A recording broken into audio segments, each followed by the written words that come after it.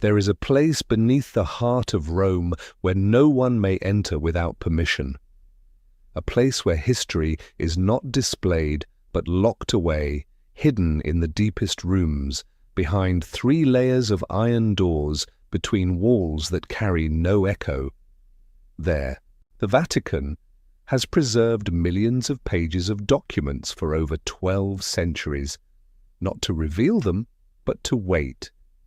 Handwritten letters from popes that were never sent, bans on books that changed the world, records of Marian apparitions that were quietly dismissed, whispers exchanged between the Vatican and emperors, fascists, and Western intelligence, and works of art the world has never seen. Why does the Vatican keep all of this, but never speak of it? This is not a story about conspiracy. This is a story about the most deeply buried memories in the world of faith.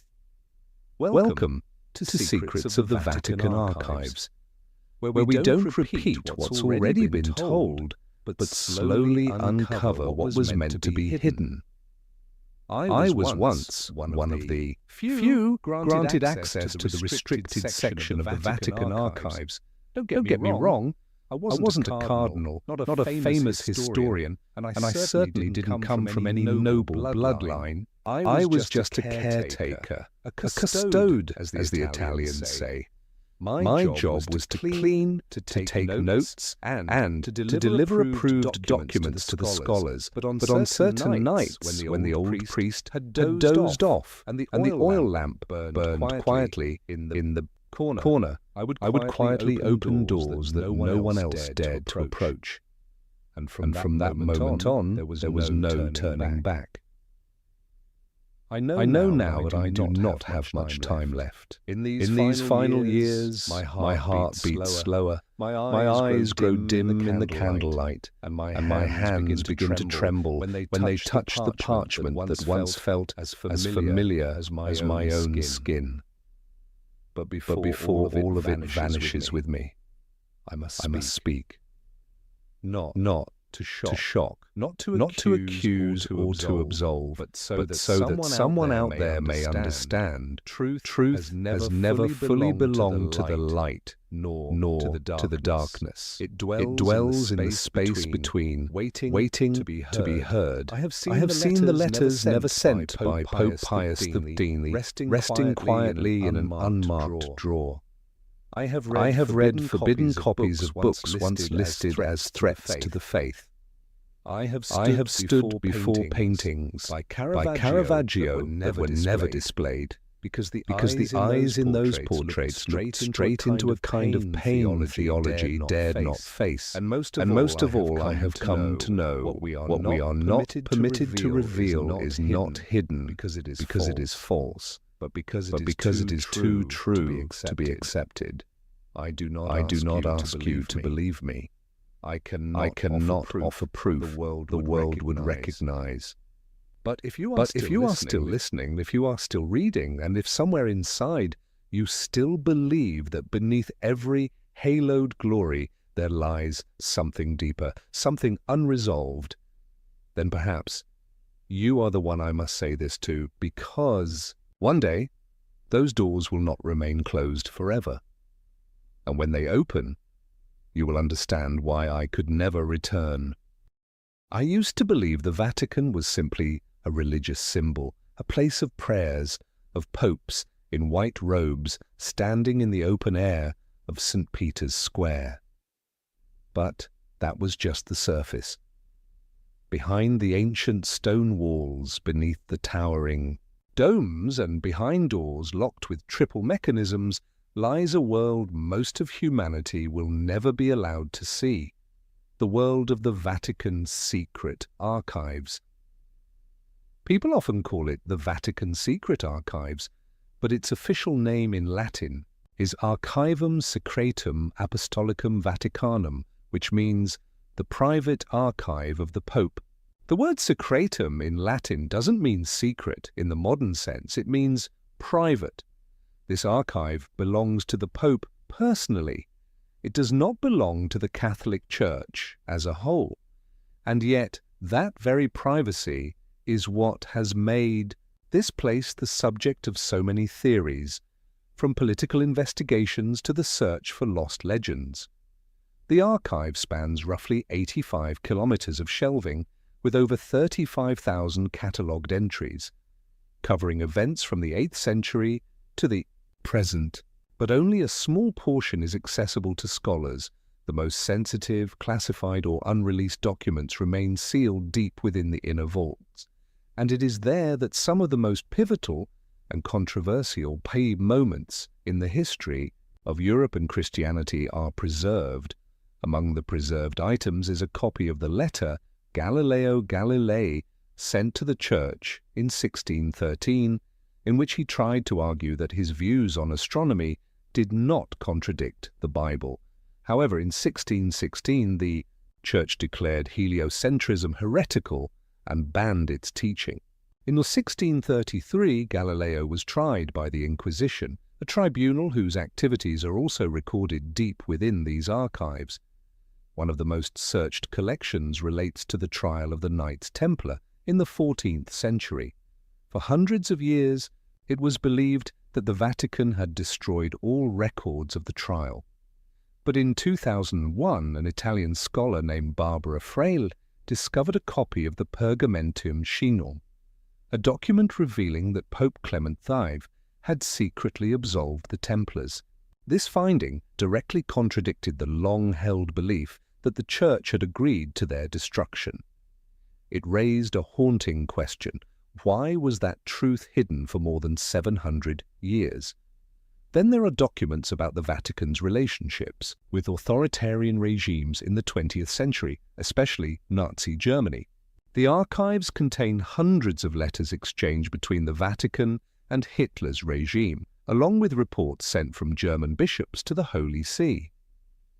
These materials suggest the Vatican had early knowledge of the mass killings of Jews, but their response was deeply complicated, shaped by faith, political calculation, and fear of persecution. In 2020, after decades of controversy, the Vatican finally opened part of the archive related to Pope Pius X, who led the Church from 1939 to 1958. During the years of World War II, this was a groundbreaking moment for historians, as Pius XIII had long been accused of remaining silent during the Holocaust. The newly released documents revealed a more complex picture. He was not entirely silent, but chose to act quietly behind the scenes to save lives, a strategy that still sparks debate over its morality and effectiveness. But the archives are not limited to religious affairs. They also contain handwritten letters by Michelangelo, sketches by Bernini, a farewell note from Mary, Queen of Scots, before her execution, and even a letter from a Native American chief to the Pope in the 19th century. The Vatican archives are like a gateway connecting all of history, from the bloodshed of the Crusades to the revolutions of science, from theological schisms to modern political intrigue. Despite holding such a treasure of history, access to the archive is strictly limited. Each year, only around 60 to 80 scholars are allowed to study on site. They must apply, specify their research topic, and follow strict rules. No photographs, no photocopies, and no documents may leave the room. Most importantly, no one is allowed unrestricted access.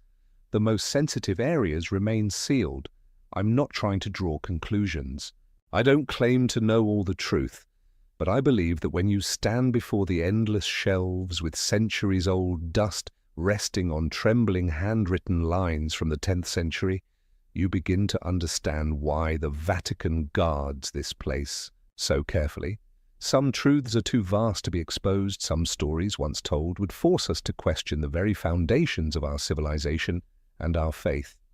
If there were a single document that could illustrate the sensitivity and power held within the Vatican archives, it would likely be the records of Christianity's Great Divide, the schism between Catholicism and Protestantism. Few people Know that in the early days of the Reformation, secret exchanges between Martin Luther and certain Vatican representatives were carefully recorded.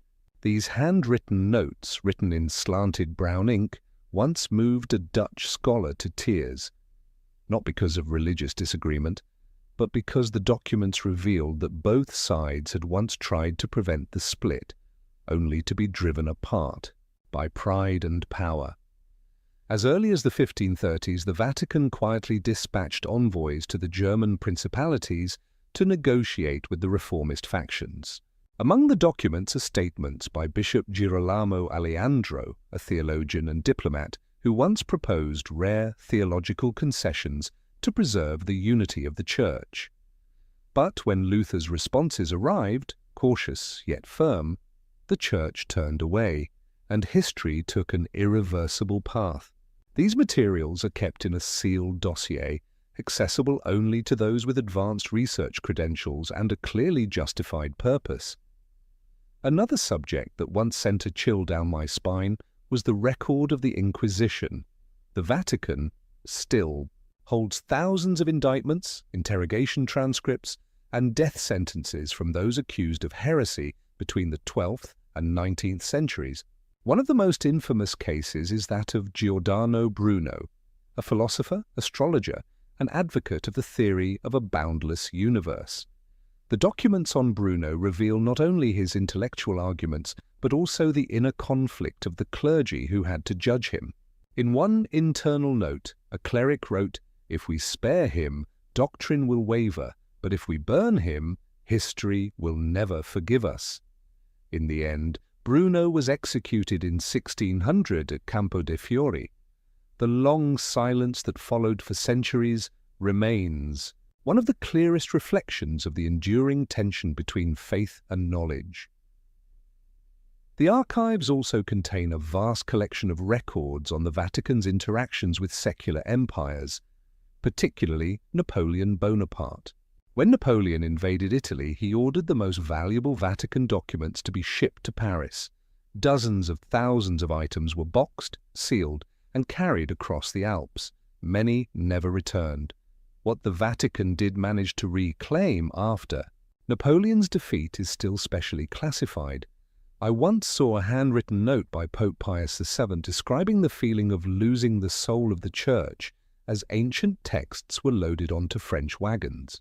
The document was written in charcoal ink with small, meticulous script, and at the bottom of the page was a single line: "We have been stripped bare."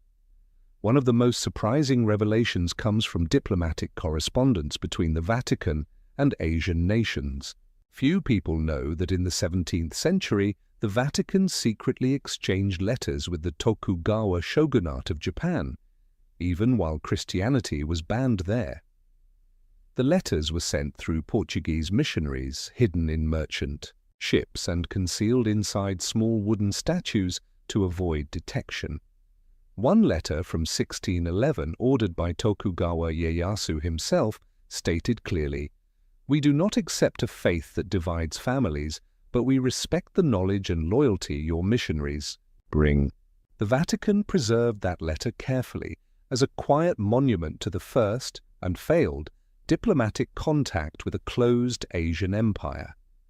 And then there is a little-known section of the archive dedicated to maps and blueprints of lost churches, monasteries, fortresses, and catacombs. Among them are maps showing the locations of ancient dioceses that vanished due to war, plague, or political upheaval. One that still haunts me is the floor plan of Montségur Abbey, the site of a siege and mass burning in 1244 during the Crusade against the Cathars. On that map, there is a strange marking, an escape route that does not appear in any official records. No one knows if the last Cathars managed to flee, but the document remains neither confirmed nor denied, and like many other secrets in this archive, it stands as a reminder that history has never been a simple story.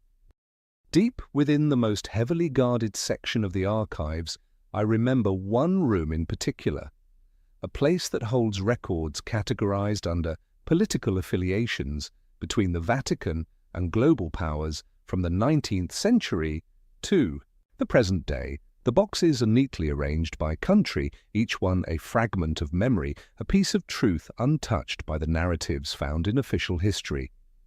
Most people know that the Vatican became an independent state in 1929 after the Lateran Treaty between Pope Pius V and Benito Mussolini. But few truly understand that before that, from 1870, when the Kingdom of Italy annexed the Papal States, the Vatican lived in a state of near isolation for almost 60 years. It was a nation without borders, existing within the heart of Rome. During that time, the popes refused to recognize the Italian government and never stepped beyond the Vatican walls. And it was in this tense period that the Church quietly built an elaborate network of secret communication with other nations, especially France, Austria, Spain, and the United States. One document from 1922 reveals that the Vatican once sent a confidential message to U.S. President Warren G. Harding, offering to act as a mediator between America and divided Catholic nations in post-World War I Europe. This episode has never appeared in official history books because the Vatican had no legal status as a state at the time. Yet the memorandum still exists with a signature and seal intact. When I first touched it, the paper was brittle, the corners darkened with age, but the text was vivid, as if history itself was whispering in my ear. The World War II era brought an avalanche of sensitive material. Dozens of reports sent from local bishops to the Vatican clearly document the mass murder of Jews in Poland, Germany, and even France. One report, dated 1942 and sent from Krakow, was written by Cardinal Adam Sapieha, later the spiritual advisor to Pope John Paul II. He wrote, "If we do not speak, we will bear the guilt of complicity before God." Yet even such urgent pleas did not change the Vatican's calculated silence. Why did the Vatican delay its condemnation of genocide? Scholars have long debated whether it was a strategy to protect the Church and its followers in occupied territories. But one document I once read, handwritten by a member of the Papal Council, revealed a deeper complexity. It warned of the risk of losing control over the faithful if belief is pulled into the vortex of political ideology. In other words, the Vatican feared that taking sides might fracture the global Church itself. That silence lasted until the 1960s, when the Vatican began one of the most significant reforms in modern Church history, the Second Vatican Council. The files from that council form one of the largest and most intricate sections of the archive. Thousands of pages document theological debates, political responses, transcripts of bishop speeches, and analyses of the Church's shifting authority in a rapidly changing world. I once read the transcript of a debate between two high-ranking cardinals over whether to allow the use of local languages instead of Latin during Mass. One said, "If we abandon Latin, we abandon the symbol of eternity." The other replied, "If we don't change, we abandon the people." The council was not just about language. It marked the Vatican's first real opening to dialogue with Jews, Buddhists, Muslims, and even atheists. The archive still holds an unpublished draft of a speech in which Pope Paul VI intended to issue a formal apology for the Vatican's silence during the Holocaust. In the end, the speech was replaced with a more neutral version. No one knows exactly why. Only a handwritten note in the margin remains. In Latin, tempus non domest. The time has not yet come. As I turned the pages of these records, I never saw the kind of global conspiracy that wild theories often suggest. What I saw was a struggle between faith and politics, between morality and survival. The Vatican archives do not lie. They wait for someone patient and brave enough to read, to understand and to accept that history has never been black or white, but always grey. There is one section of the archives that has always weighed heavily on me, the records concerning the relationship between the Vatican and colonial empires, especially during the 15th to 19th centuries. The faded pages inside those boxes contain no direct accusations, no formal statements of support for war or the stripping of freedom. Yet between the carefully written lines lies a quiet truth. Faith once moved alongside the sword of European colonialism as it spread across the globe. In 1493, just 1 year after Christopher Columbus arrived in the New World, Pope Alexander V issued the papal bull Inter Caetera. In this decree, he divided the non-Christian world into two zones of influence, one for Spain, the other for Portugal, as if the Church held the authority to distribute global territory. That document still rests within the Vatican archives, filed in a thick folder labeled Decrees Concerning the New World. It is written in formal Latin, bearing the crimson seal of the Holy See. Holding it in my hands, I felt a chill, for this marked a moment when faith was politicized to its most extreme degree. Attached to that decree are letters exchanged between the Vatican and monarchs of Portugal, Spain, and later France and Belgium. In them, the Pope requested assurances for the spread of the faith and the protection of missionaries in newly acquired territories. But the reality on the ground was often bloodshed, cultural erasure, and cries for help from protesting clergy, their voices preserved in small numbers but present, like sparks of light in a deep darkness. One such voice was that of Father Bartolomé de las Casas, who wrote to Pope Paul III in 1537. In his letter, he described mass executions of indigenous people in the Caribbean, churches built upon blood-soaked soil, and the silence of religious authorities in the face of atrocity. Reading that letter was suffocating.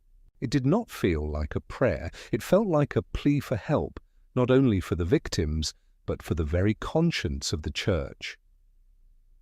Also preserved in the archives is a draft of the apostolic brief Sublimis Deus, issued in 1537 by Pope Paul III.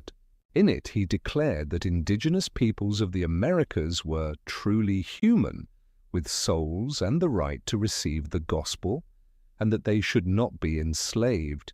It was a progressive document for its time. Yet tragically, its application was quickly withdrawn under pressure from European monarchs who refused to give up the economic gains of slavery. As one moves into the 19th century, the Vatican's diplomatic role in protecting religious interests within African and Asian colonies becomes increasingly apparent. In the archives related to Indochina, I once read through a thick dossier detailing the presence of French missionaries in Vietnam before the French invasion. There were letters sent back to Rome describing the pressures faced by Catholic converts under the Nguyen dynasty, but interwoven into those reports were phrases such as opportunity to expand influence and mediating role with Western merchants, lines that reveal how faith and secular power had begun to merge in ways that were difficult to separate. It is important to note that the Vatican did not directly order colonial conquests. Yet, through the stamps of approval, the formal blessings, and the moral legitimacy it extended, one can trace the Church's role in validating empires and in soothing the conscience of those who conquered. The Vatican archives also contain many records that reveal internal dissent. Not a few priests, monks, and bishops protested the abuse of religion for colonial purposes. One document from 1885 tells of a French bishop in the Congo who submitted a formal protest to the Vatican after witnessing hundreds of people have their hands cut off for failing to meet rubber quotas for King Leopold II's company. The Vatican's response was recorded in a single brief line: "We pray for them, but intervention is beyond reach." Perhaps that is why the Vatican archives are not just a repository of memory. They are also a mirror reflecting the fragile boundary between faith and politics, between righteousness and power. As I look at the cracked, red wax seals, the signatures of popes, cardinals, kings, and merchants, I am reminded that history is never linear, and the Vatican, for all its sanctity, was once a participant in decisions that reshaped the course of human civilization. If you believe the Vatican's role in politics ended in the Middle Ages or during World War II, you might be surprised to learn that the archives continue to record significant moments of history well into the latter half of the 20th century. One of the most secure areas in the Vatican archives houses the diplomatic records of the Holy See's engagement with global powers during the Cold War, particularly in Eastern Europe, Latin America, and the Soviet Union. I remember vividly the first time I accessed the thick file on Poland in the 1970s, the period when the Solidarity movement began to emerge as a symbol of anti-communist resistance. Many people know that Pope John Paul II, the first Polish pope, supported this movement. But few realize that the Vatican, through covert channels, sent funds, printing equipment, and even intelligence to opposition groups. These actions are documented clearly in the internal reports. One memorandum sent from the Vatican Secretariat of State to the Apostolic Nuncio in Warsaw bears the handwritten note of Cardinal Casaroli. This is not only a defense of faith, this is a moment of survival. These documents reveal that the Vatican was not merely a passive observer, but a sophisticated political actor, using soft power to influence major shifts in the global order. Poland was not the only focus. The Vatican also intervened deeply in Latin America. In one confidential file concerning Argentina during the years 1976 to 1983, the period of the Dirty War, I came across troubling reports, pleas from local bishops, lists of kidnapped priests, and the Vatican's conflicted responses. 1. Telegram from Buenos Aires referenced Father Carlos Mujica, who was assassinated for supporting the poor and opposing military violence.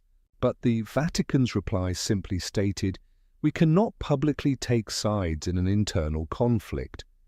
That sentence stayed with me for a long time, not because it was entirely wrong, but because it reflected the Vatican's traditional strategy, to act quietly, remain publicly neutral, yet offer discreet support to the side it believed was just.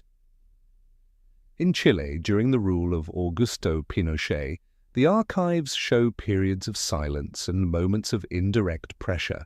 A fully recorded private meeting between Cardinal Angelo Sodano and Chilean military leaders includes a message expressing concern that the Church is being perceived as a refuge for enemies of the regime. At the same time, records confirm that the Vatican protected priests who were sheltering political fugitives, not by public decree, but through internal memos requesting the reinstatement of dismissed bishops sympathetic to the opposition. The Cold War also brought complex dynamics to the Vatican's relationship with the Soviet Union. Though Catholicism was heavily persecuted in Soviet territories, the Vatican maintained discreet communication channels. A typed report dated March 12, 1962, details a confidential meeting between an unofficial Vatican envoy and a representative of Khrushchev's government in Vienna. The conversation was not explosive. They discussed religious freedom and clerical safety. But the fact that the meeting occurred sent a clear message. The Vatican was willing to talk if it could save lives and preserve faith. It is important to note that the Vatican did not always stand on the side of justice, at least not in the way the outside world often hopes. In the case of Spain under Franco, the Vatican maintained diplomatic relations with the dictatorship for decades. Some scholars call this a compromise with authoritarianism to protect the faithful. Letters preserved in the archives show that bishops could disagree but ultimately followed orders from above. For a long time, I thought the Vatican archives would be filled with mystical secrets, ancient scriptures, or lost relics. But after years of study, I've come to understand this. The most shocking discoveries are not things beyond history. but truths that are all too real, too political, too close to what still surrounds us today, truths many would rather not confront. The Vatican is not a supernatural force. It is a political religious entity operating with logic, strategy, and careful calculation. And its archives, not the stained glass windows or the holy statues, are the place where this complex reality is laid bare in its most honest form. Of all the rooms I have ever entered inside the Vatican archives, none has left me as silent as the one marked P12 Pius XII. That name tied to the Pope who reigned from 1939 to 1958, a period that aligned almost entirely with World E. War II and the post-war era remains at the center of one of the most enduring debates in modern history. Did the Vatican do enough, say enough, or remain silent for too long in the face of the 20th century's most brutal genocide? For decades, the records relating to Pius XIII were sealed, dividing historians around the world. Some have called him the Pope of Silence. Others defend him as a cautious diplomat, forced into silence to preserve lives that public words could never have saved. Then, in 2020, when the Vatican officially declassified a portion of the documents from his papacy, a wave of astonishment swept through the scholarly world. I was among the few present at the archives when the materials were first opened. I remember clearly the first time I unfolded the file titled simply Attività del Santo Padre durante il conflitto, the activities of the Holy Father during the conflict. Inside were letters, reports, and telegrams, many from bishops in Germany, Poland, and Hungary, sent between 1941 and 1944.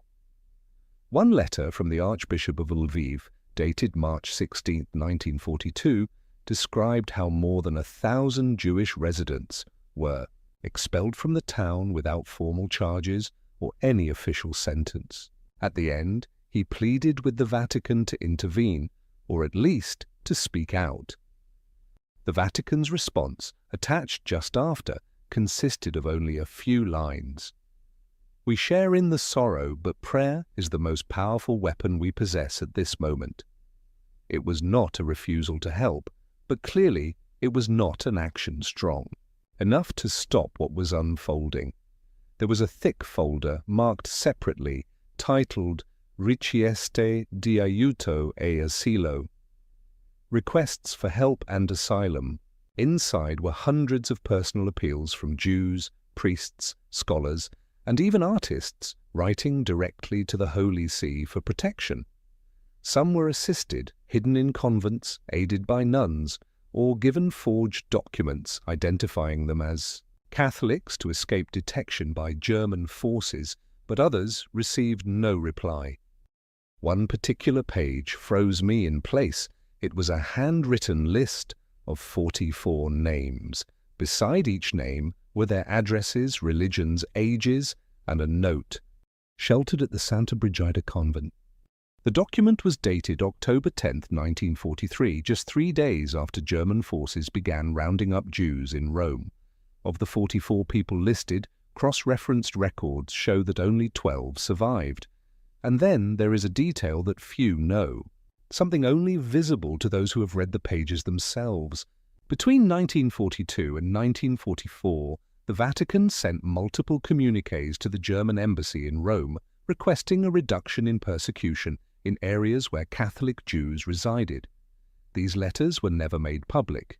They contained no strong language, no use of the word crime, no mention of genocide. Instead, they spoke in diplomatic terms, concerns for social stability, the need to safeguard the sacred right to life. Perhaps that was the only viable language left in that moment. But for future generations, that caution has remained a source of sorrow and debate. The archive also preserves an entire chapter on post-war appeals from Jewish communities. In 1945, a delegation representing European Jewry wrote to the Holy See, asking for confirmation that Catholic institutions had sheltered Jewish children during the war. and requesting that those children be returned to surviving relatives. The Vatican responded, "We will permit it only if the children choose freely to leave their current environment." But many of these children were only 5 or 6 years old at the time. Most remembered nothing beyond the convent walls and the faith into which they had been recently baptized. That moral wound would remain open for years. Among the thousands of pages, I came across a draft of a speech never delivered, prepared for Easter of 1943. In it, one line read, "We cannot close our eyes to the cries of a people cast out. Though they do not bear the name of Christ, they are still human beings." That line never reached the public. The final version of the speech was revised, and that passage was removed. No explanation was provided, only a red stamp remained. Riservato. Non pubblicare. Reserved. Do not publish. What I saw does not give me the right to draw conclusions. I was not in their place. I did not carry the weight of a global institution during wartime. But I understand why many call the Vatican archives a place of delayed truths. Not because those truths were lost, but because no one was ready to face them until much later. People often think of the Vatican as a Western institution, tied to Europe and the history of Christianity on the old continent. But the documents buried deep within the archives reveal something different. From a very early stage, the Vatican had a vision that reached beyond borders, toward the East.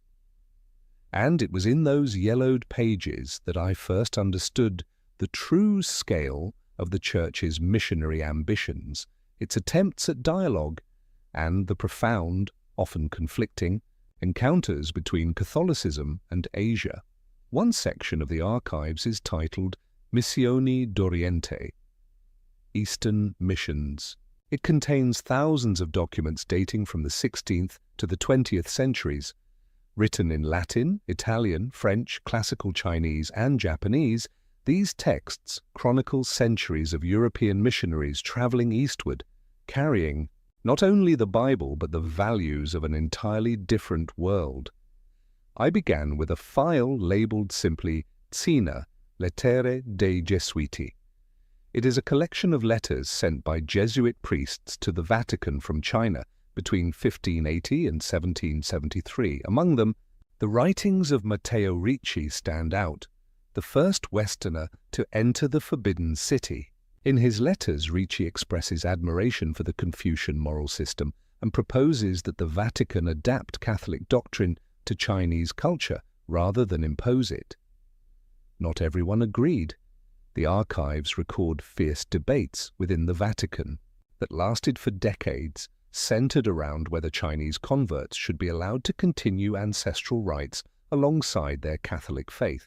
Eventually, Pope Clement V issued a decree forbidding what became known as the Chinese rites. This decision severely damaged relations with the Qing dynasty, and by 1721 missionary activity in China was completely banned. Another file, classified under highly confidential diplomacy, contains documents on Vatican-Japan relations. Among them is a letter written in Chinese characters from Tokugawa Ieyasu in 1610, translated and preserved with remarkable directness. "Your religion disrupts the internal order. It divides fathers and sons, masters and servants. I do not allow it." What followed was a long series of tragic reports. Mass executions of Catholics in Nagasaki, priests burned alive, churches demolished. Yet from those fragments I read astonishing resilience. Handwritten letters by imprisoned Japanese believers sent to the Vatican via Portuguese trading ships, written in blood on scraps of cloth. There was no mysticism, no dramatization, only human beings who believed in something greater than themselves and who paid the ultimate price for that belief. Then I entered a different world, the documents relating to Vietnam. The current here had its own distinct character. Caught between East and West, between faith and sovereignty, between mission and politics, one file from 1790 preserved a letter from Bishop Pignot de Béhaine to the Vatican reporting his efforts to help Prince Nguyen An, later Emperor Jia Long, rebuild his forces and reclaim the throne. That letter was not just a missionary report. It was living evidence that Catholicism played a role in shaping modern Vietnamese statehood, not merely as a foreign religion, but as an agent in nation-building. But the archives also record the darker chapters.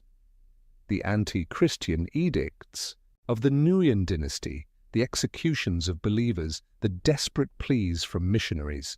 One document from 1833 recounts the Le Van Khoi rebellion, noted to have some support from Catholic communities, and the Vatican's cautious reaction: "We must not allow faith to become entangled with rebellion."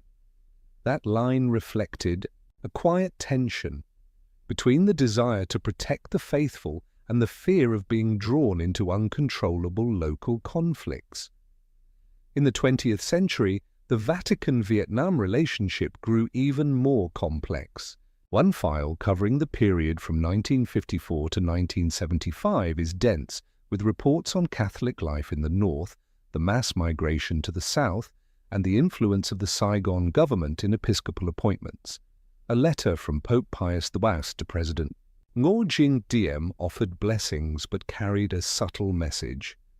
A national leader has the duty not only to defend the faith, but to ensure justice for all his subjects. It was one of the few documents written in a tone both supportive and cautionary.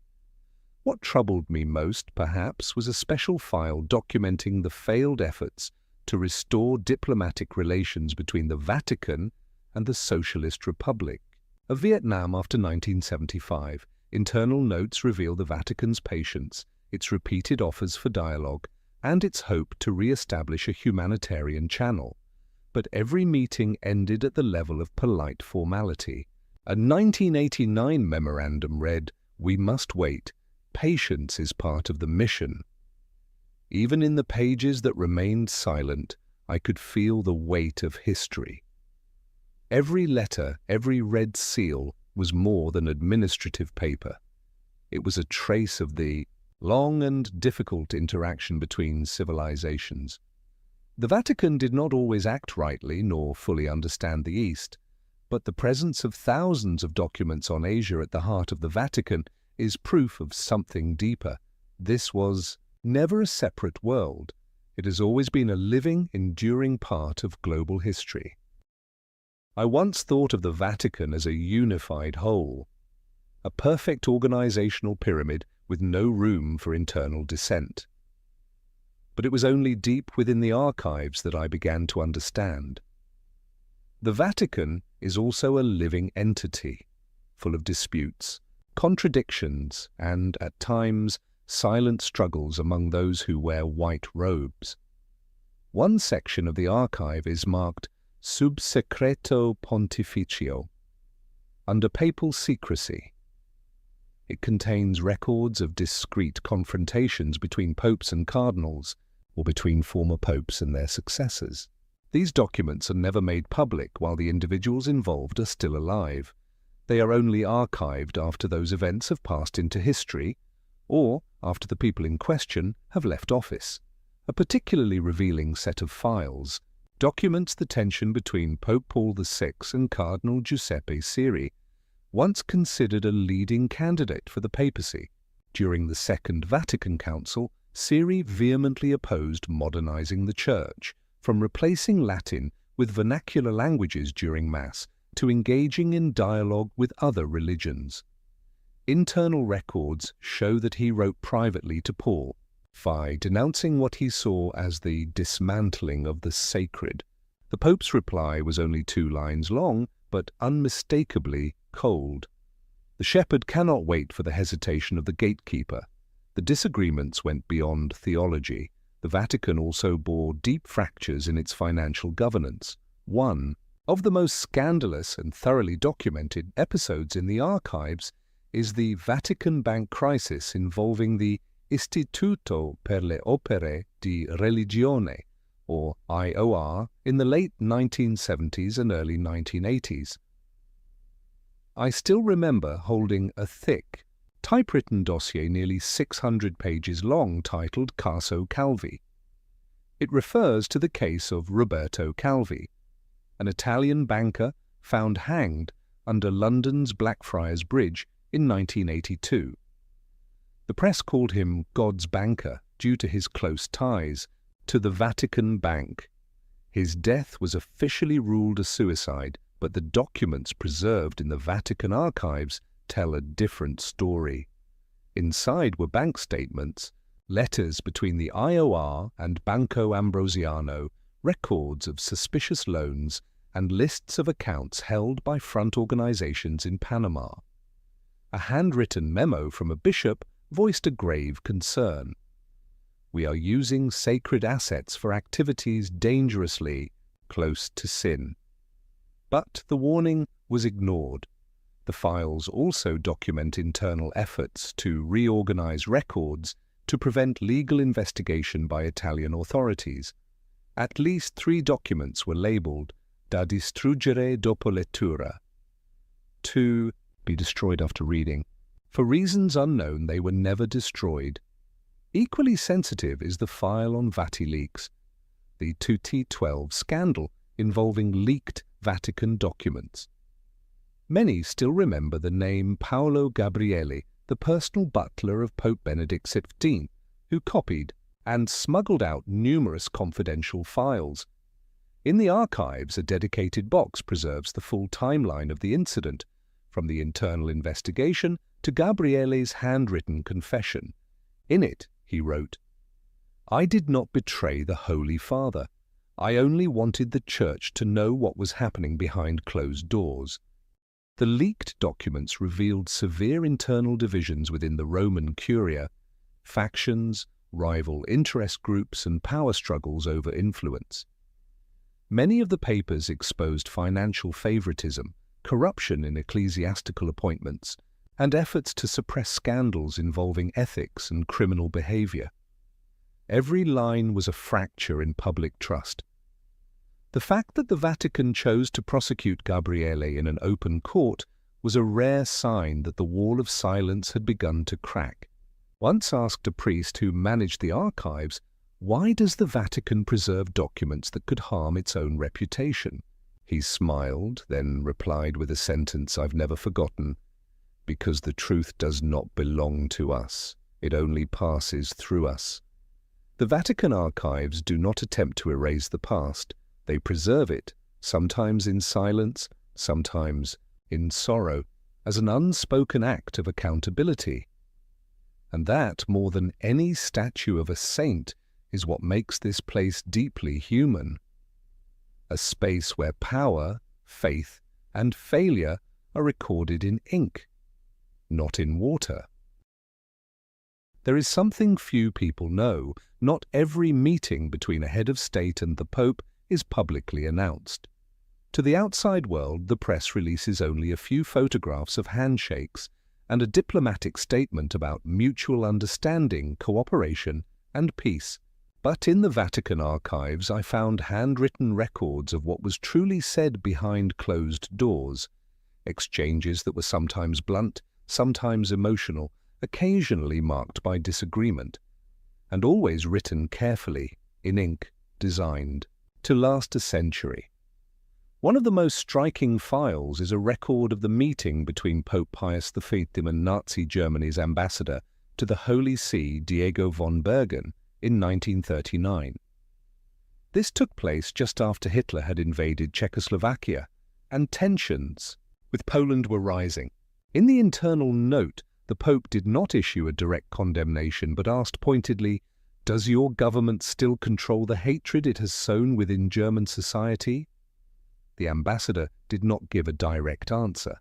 The file ends with the remark, "The atmosphere turned markedly cold. There was no closing prayer." A small detail, yet it speaks volumes.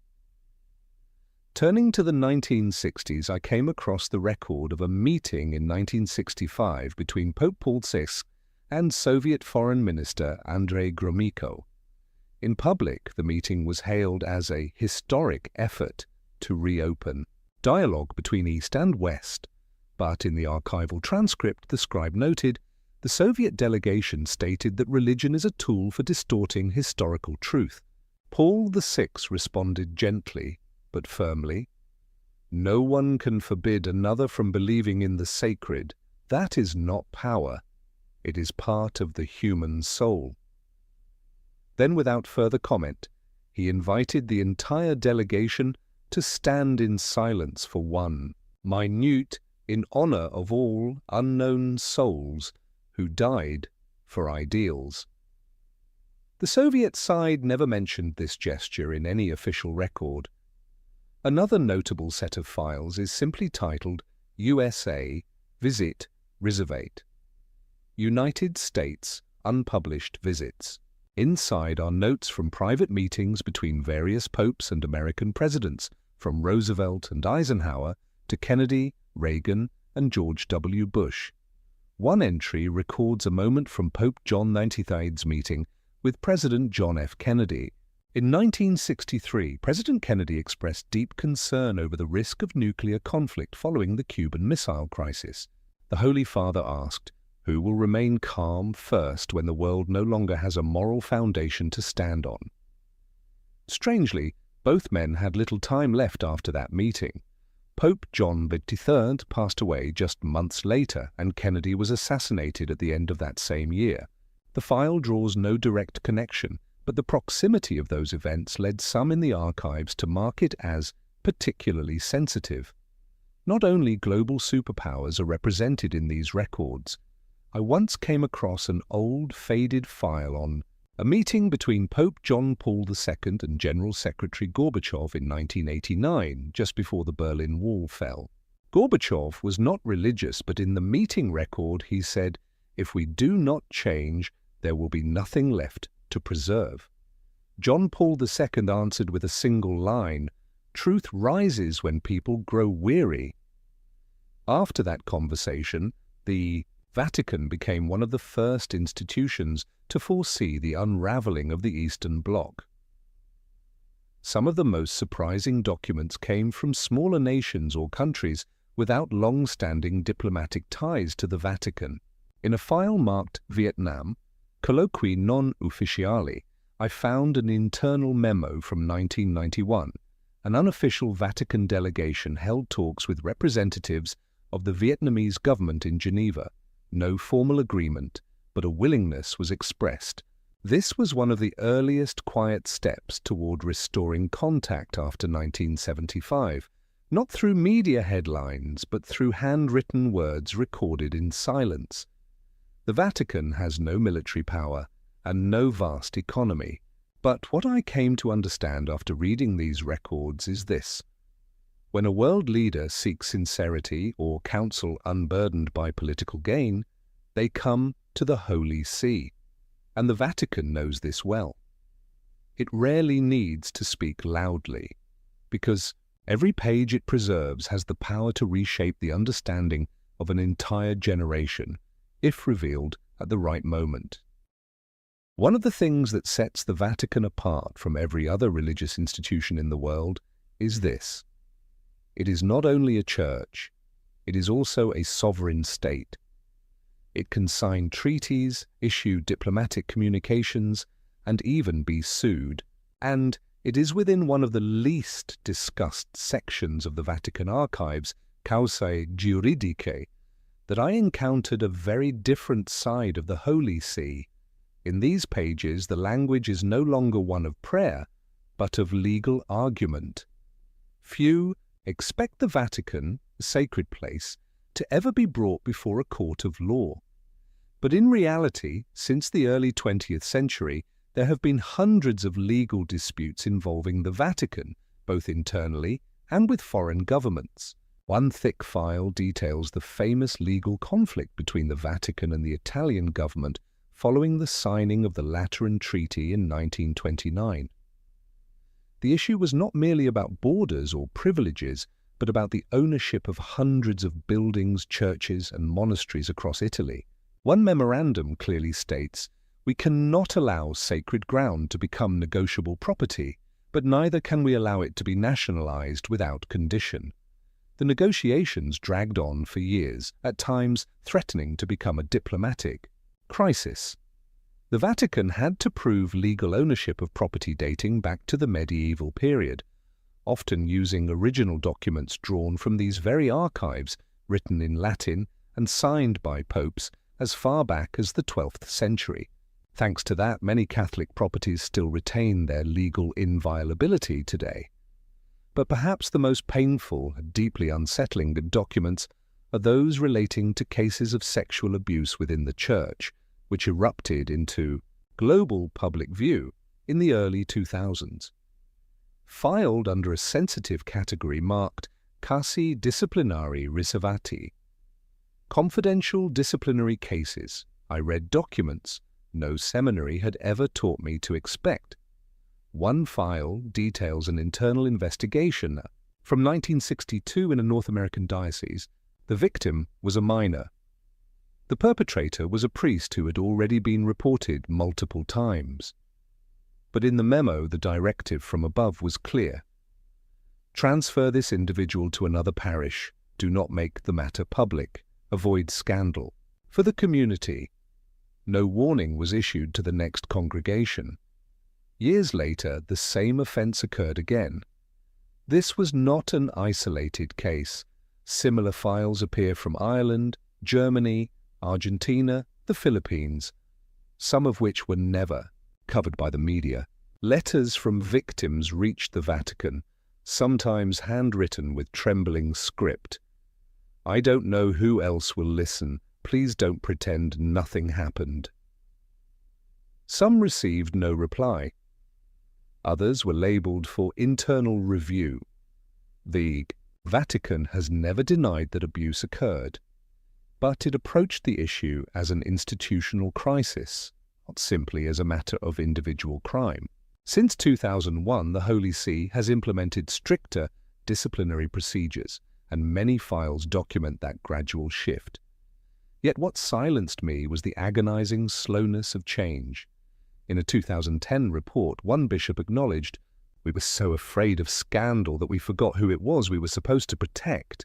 Beyond abuse cases, the Vatican has also faced numerous international lawsuits over disputed assets, particularly in the aftermath of World War II. One file from 1997 documents a case brought by descendants of Jewish families alleging that the Church held gold and valuables looted by the Nazis. The Vatican denied responsibility, but the file remains archived under unresolved claims. Another highly sensitive case involves the Vatican museums, which house tens of thousands of artifacts from across the globe, including items originating in countries once under colonial rule. In one petition from Peru, the government requested the return of a ceremonial Incan mask. The Vatican responded with a formal statement. This artifact is a record of history. It carries no ownership value, but belongs to the memory of humankind. The matter was left unresolved, like so many others. The archive never offers conclusions. It only preserves evidence. But as you read through hundreds of legal briefs, lawsuits, pleas, and carefully worded replies, you come to understand the Vatican is not removed from the world. It is drawn into it, layer by layer, by the very nature of being human. And when humans err, even in white robes, the paper records remain, impartial, emotionless, but impossible to deny. There is a section within the Vatican archives that even many Catholic scholars have never accessed, not because it is the most heavily guarded, but because it demands a very particular kind of knowledge: Koine Greek, ancient Hebrew, and the Latin of the early Church. This place is informally known as the First Manuscripts Room, a chamber that holds the foundational texts of Christian belief, ancient Bibles, the earliest translations, and even the writings that were excluded during the formation of the scripture we know today. The first time I entered that section, I hardly dared to breathe, not out of fear, but from a sense of reverence.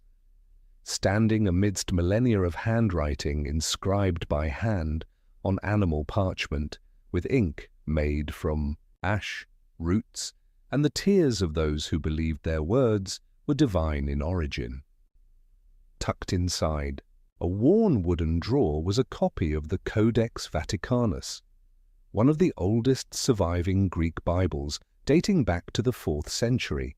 Its text is not identical to the printed Bibles we know today. Some passages are missing, others differ in wording, and remarkably, there are entire sections of narrative that no longer appear in the modern canon. A striking example is the ending of the Gospel of Mark.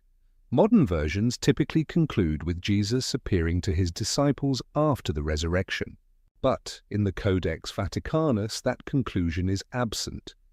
The text ends abruptly with the words, "and they were afraid." This has long stirred scholarly debate. Is the widely known ending a later addition? And the Codex is not alone. In a small metal cabinet with 3 locks, I once saw a folder labeled Evangelia Apocrypha, the apocryphal Gospels that were excluded from official scripture. Among them were the Gospels of Thomas, Mary Magdalene, and Philip, writings rediscovered at Nag Hammadi, Egypt, in 1945, though the Vatican had copies long before. The Gospel of Thomas, for instance, consists of 114 sayings attributed to Jesus, but arranged without narrative structure. One saying reads, "The kingdom of God is within you and all around you." If those words truly came from Christ, they raise deep theological questions about the necessity of the Church as an intermediary between humanity and the divine. Perhaps for this reason, such texts were never canonized. Even more controversial is the Acta Pilati, the Acts of Pilate. This document presents the Roman governor's supposed defense after ordering Jesus' crucifixion. In it, Pilate describes Christ as a man unlike any who ever lived, whose eyes shone like fire and whose words flowed like living water. The mythical tone of the account may explain its exclusion from the official New Testament, yet its presence reveals that even Roman officials once tried to make sense of the crucifixion in their own language. Beyond ancient texts, the archives preserve countless letters exchanged between medieval popes and major theologians. Letters that capture intense debates over whether certain books, such as the Revelation of Enoch, the Book of Wisdom, or the Maccabees, should be included in the Bible. In one letter from Pope Damasus I, he wrote, "We do not reject them for falsehood, but because the hearts of men are not yet ready." That sentence has haunted me ever since. How much of Scripture is divine truth, and how much is the result of decisions made under historical pressure? Another record details a closed session of the Council of Nicaea in 325, the first major gathering of Christian bishops from across the Roman Empire to formalize doctrine. The minutes include a list of texts discussed, many of which no longer exist. A side note from a Greek scribe reads, "Certain writings are to be retained for deeper theological study, not for public reading." This suggests they were not destroyed, merely withheld, and may still rest in locked drawers like the ones before me. The archive does not declare what is right or wrong. It remains silent, preserving every interpretation, every variation, every fracture in the history of belief. Some may find that unsettling, but I do not. For what makes faith resilient is not perfect uniformity, but its ability to survive debate, revision, and even doubt. To the outside world, the Pope is a symbol of steadiness, the successor of St. Peter, the embodiment of continuity and unwavering Catholic faith. But within the Vatican archives, behind private files, secret correspondence, and unpublished notes lies something few dare to imagine. The Pope is human. They have feared, doubted, and at times collapsed under the weight of events beyond their control. I still remember the first time I came across a folder titled Lettere non inviate, letters never sent. Inside were handwritten drafts by several popes, never printed, never answered. These were not diplomatic letters nor official decrees.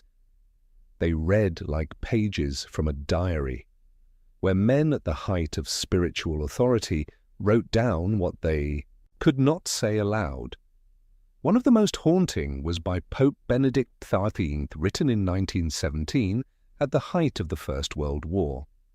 It was addressed to the leaders of Europe, pleading for a ceasefire so that humanity might not lose its soul entirely to the thunder of artillery. But the letter was never sent.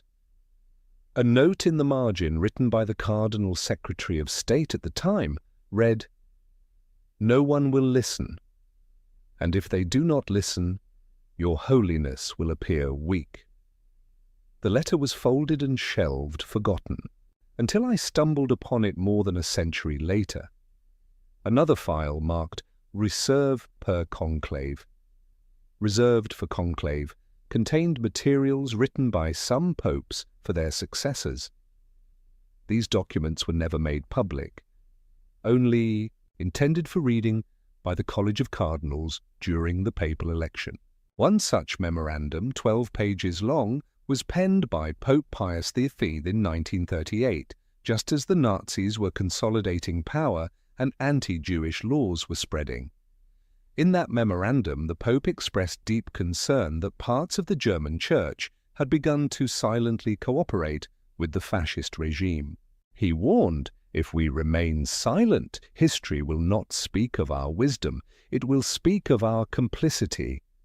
That document was never read. Pius V died shortly before he could issue a public encyclical condemning anti-Semitism. The memorandum remained in the archive, sealed and silent. One file left me standing motionless for a long time. It held records about Pope John Paul I, who served only 33 days before his sudden death. Many conspiracy theories have swirled around that event, but in the archives there was no intrigue, only the cold truth of internal memos showing that the Pope had been preparing a sweeping reform of the Vatican's financial administration, including changes to the Vatican Bank and a review of secret accounts linked to Italian financial institutions. In one of his handwritten notes he wrote, "The Church cannot preach purity if it is not transparent itself."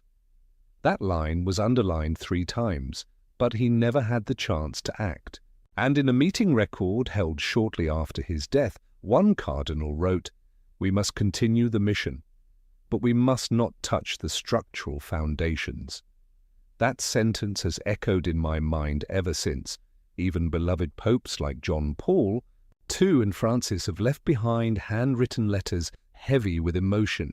One unpublished draft by John Paul II, written during the height of the abuse scandal, shows clear inner conflict. "I do not know if I have done enough. Every night I pray not only for forgiveness from God, but from the victims I have never met." His handwriting was simple, but the words were weighty, like the papal tiara he wore for over 2 decades. Pope Francis, known for his closeness and reformist spirit, also has letters never made public. One was addressed to a cardinal convicted of abuse, in which he wrote, "The sin of an individual does not destroy the Church, but the covering up does." An attached memo revealed that fierce internal debate continues within the Vatican over the boundaries of forgiveness and transparency in the modern age.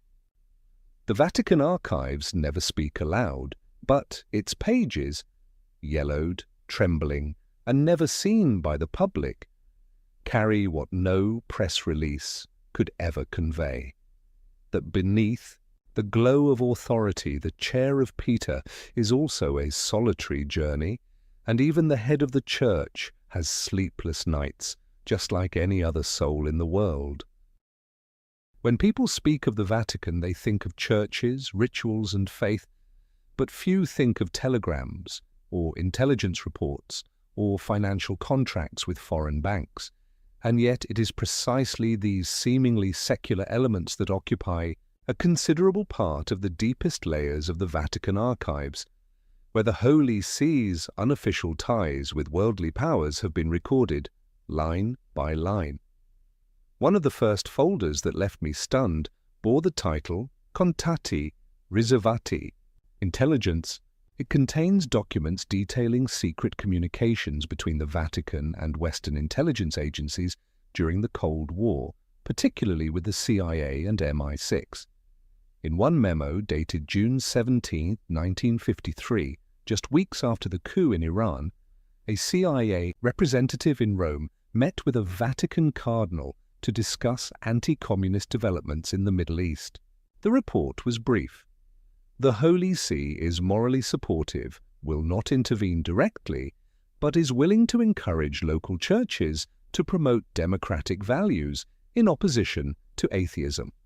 No formal agreement was signed, but the message was clear. The Vatican was not merely observing the world, it had the moral stature to influence the flow of ideologies, especially through faith.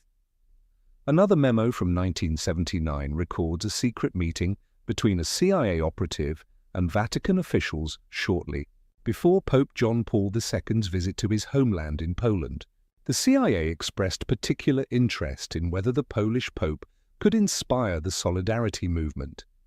The Vatican made no promises, but the memo noted, "We are aware of our role, but the gospel is not a strategic tool." A diplomatic response, neither agreeing nor denying, yet leaving room for silent action. Another set of files labeled Relazioni Riservate Israele, documents clandestine contacts between the Vatican and Mossad, Israel's intelligence agency. The correspondence includes Vatican requests for the protection of Christian holy sites in Jerusalem amid escalating tensions between Jews and Palestinians. A Mossad report sent back to the Vatican stated, "We do not care about the religion of the person standing in a sanctuary so long as they are not hiding weapons." The Vatican's reply was terse but telling. "We do not hide weapons. We preserve memory." The next layer I encountered had nothing to do with espionage, but with finance. A folder titled Banca e Potere, Banking and Power, chronicled the Vatican's relationships with numerous international financial institutions, including Banco Ambrosiano, UBS of Switzerland, and financial entities in Panama. The kit files contain wire transfer records and investments in real estate across London, Paris, and even resort properties in South America. An internal report from 1985 notes, "A portion of investment returns will be redirected to the charitable funds of the Holy See. No public disclosure required." The concern was not that the Vatican was investing, but that it used shell companies to avoid scrutiny. Some accounts were listed under the names of pastoral foundations, but managed by financial directors of private banks. There were no signs of abuse, but the structure was so opaque that tracing funds was nearly impossible. And perhaps that was precisely the intent. What surprised me even more was a small, unnumbered, unstamped folder bearing only a handwritten title, Rapporti non ufficiali Fraternità Riservate. This was a record of confidential encounters between high-ranking Vatican officials and representatives of Western secret societies, including the Freemasons, a group long condemned by the Catholic Church. One memo dated 1969 records a bishop in Switzerland meeting with a senior Freemason of the European Lodge to explore possibilities for dialogue on human rights and freedom of conscience. no conclusions were reached. But notably, Vatican policy began to shift thereafter, from outright prohibition to a more cautious stance of discouraging participation, creating a grey area in doctrine and allowing for interfaith dialogue with groups once branded as heretical. I found no evidence of conspiracy or Vatican manipulation of world events, but I saw clearly the Vatican does not live in isolation. It maintains a network, not declared, not publicized, but quietly active for centuries, and its archives preserve every handshake, every letter, every unofficial meeting, as if history does not happen on stage, but in the wings behind the curtain. When one enters the Vatican, the first thing they usually notice is the light, from the stained glass windows, from the gilded brilliance of the Sistine Chapel, from the flickering candles and shimmering statues in the grand basilicas. But few are aware that alongside that light there exists another realm, one of silence, condensation, and ritual so intricate it borders on the mystical. And in the Vatican archives, what unsettled me most wasn't political documentation, but the rituals themselves. These are manuscripts that have never left the stone walls, read aloud only once, then locked away behind drawers with 3 brass latches. One of the most astonishing documents I encountered was a handwritten manual titled Ordo Rituum Conclavis, over 80 pages detailing the precise sequence of steps in organizing the papal conclave. The original may not be copied or publicly released. It is not merely a description, but it is a living document containing whispered prayers, sealing rituals, and even coded signals used among officials to ensure no information escapes. A particularly striking section records the oath of the ceremoniere, segreto, the secret master of ceremonies tasked with upholding absolute silence during the conclave. The oath itself is not fully written, showing only its opening line. I swear, before God and the shadow of St. Peter. The rest is transcribed in abbreviated Latin code, intelligible only to the inner circle. A note in the margin reads, "Should the oath be broken, every prayer within the sanctuary will lose its virtue." Whether symbolic or literal, the gravity of that sentence was impossible to ignore. Another document I came across was labeled, "To be used only when there is no pope, Ordo Exequiae Pontificis Maximi," the internal protocol following the death of a pontiff. It details every moment, from who is allowed to enter the papal chambers first, who seals the doors, to the sequence for public announcement. One passage in particular sent chills through me. Before announcing to the world, the Camerlengo shall call the Pope's name 3 times in Latin through the closed door. If no response is heard, he shall declare the Holy Father deceased. It is not merely a ritual, it is the final symbol of both authority and mortality. I also came across a short manual reserved for a rare event, Canonizzazione Extraordinaria, the extraordinary canonization of a saint outside the usual process. Only 8 pages long, it contains strange prescriptions. The relic must be a non-decomposable element. The ceremony must last precisely 3 hours. No more, no less. And the individual who proclaims the title must have a blood or spiritual bond with the saint's community. Whether these rules are still enforced is unclear, but the document remains untouched. One of the least known files was titled De Symbolis Non Publicis, on non-public symbols. It catalogues the secret symbols, items and colors used by the Vatican in urgent or exceptional situations. For example, a red cord diagonally tied across a Vatican chamber signifies that the room is undergoing theological deliberation, meaning a doctrinal crisis is under discussion. Or a bottle of deep brown ink, known as ink of silence, is used only to write texts that will never be made public. Each symbol is accompanied by explanations in archaic Latin, understood only by the highest clergy. But what haunted me most was a thin, black, leather-bound book without a title, marked only with a date.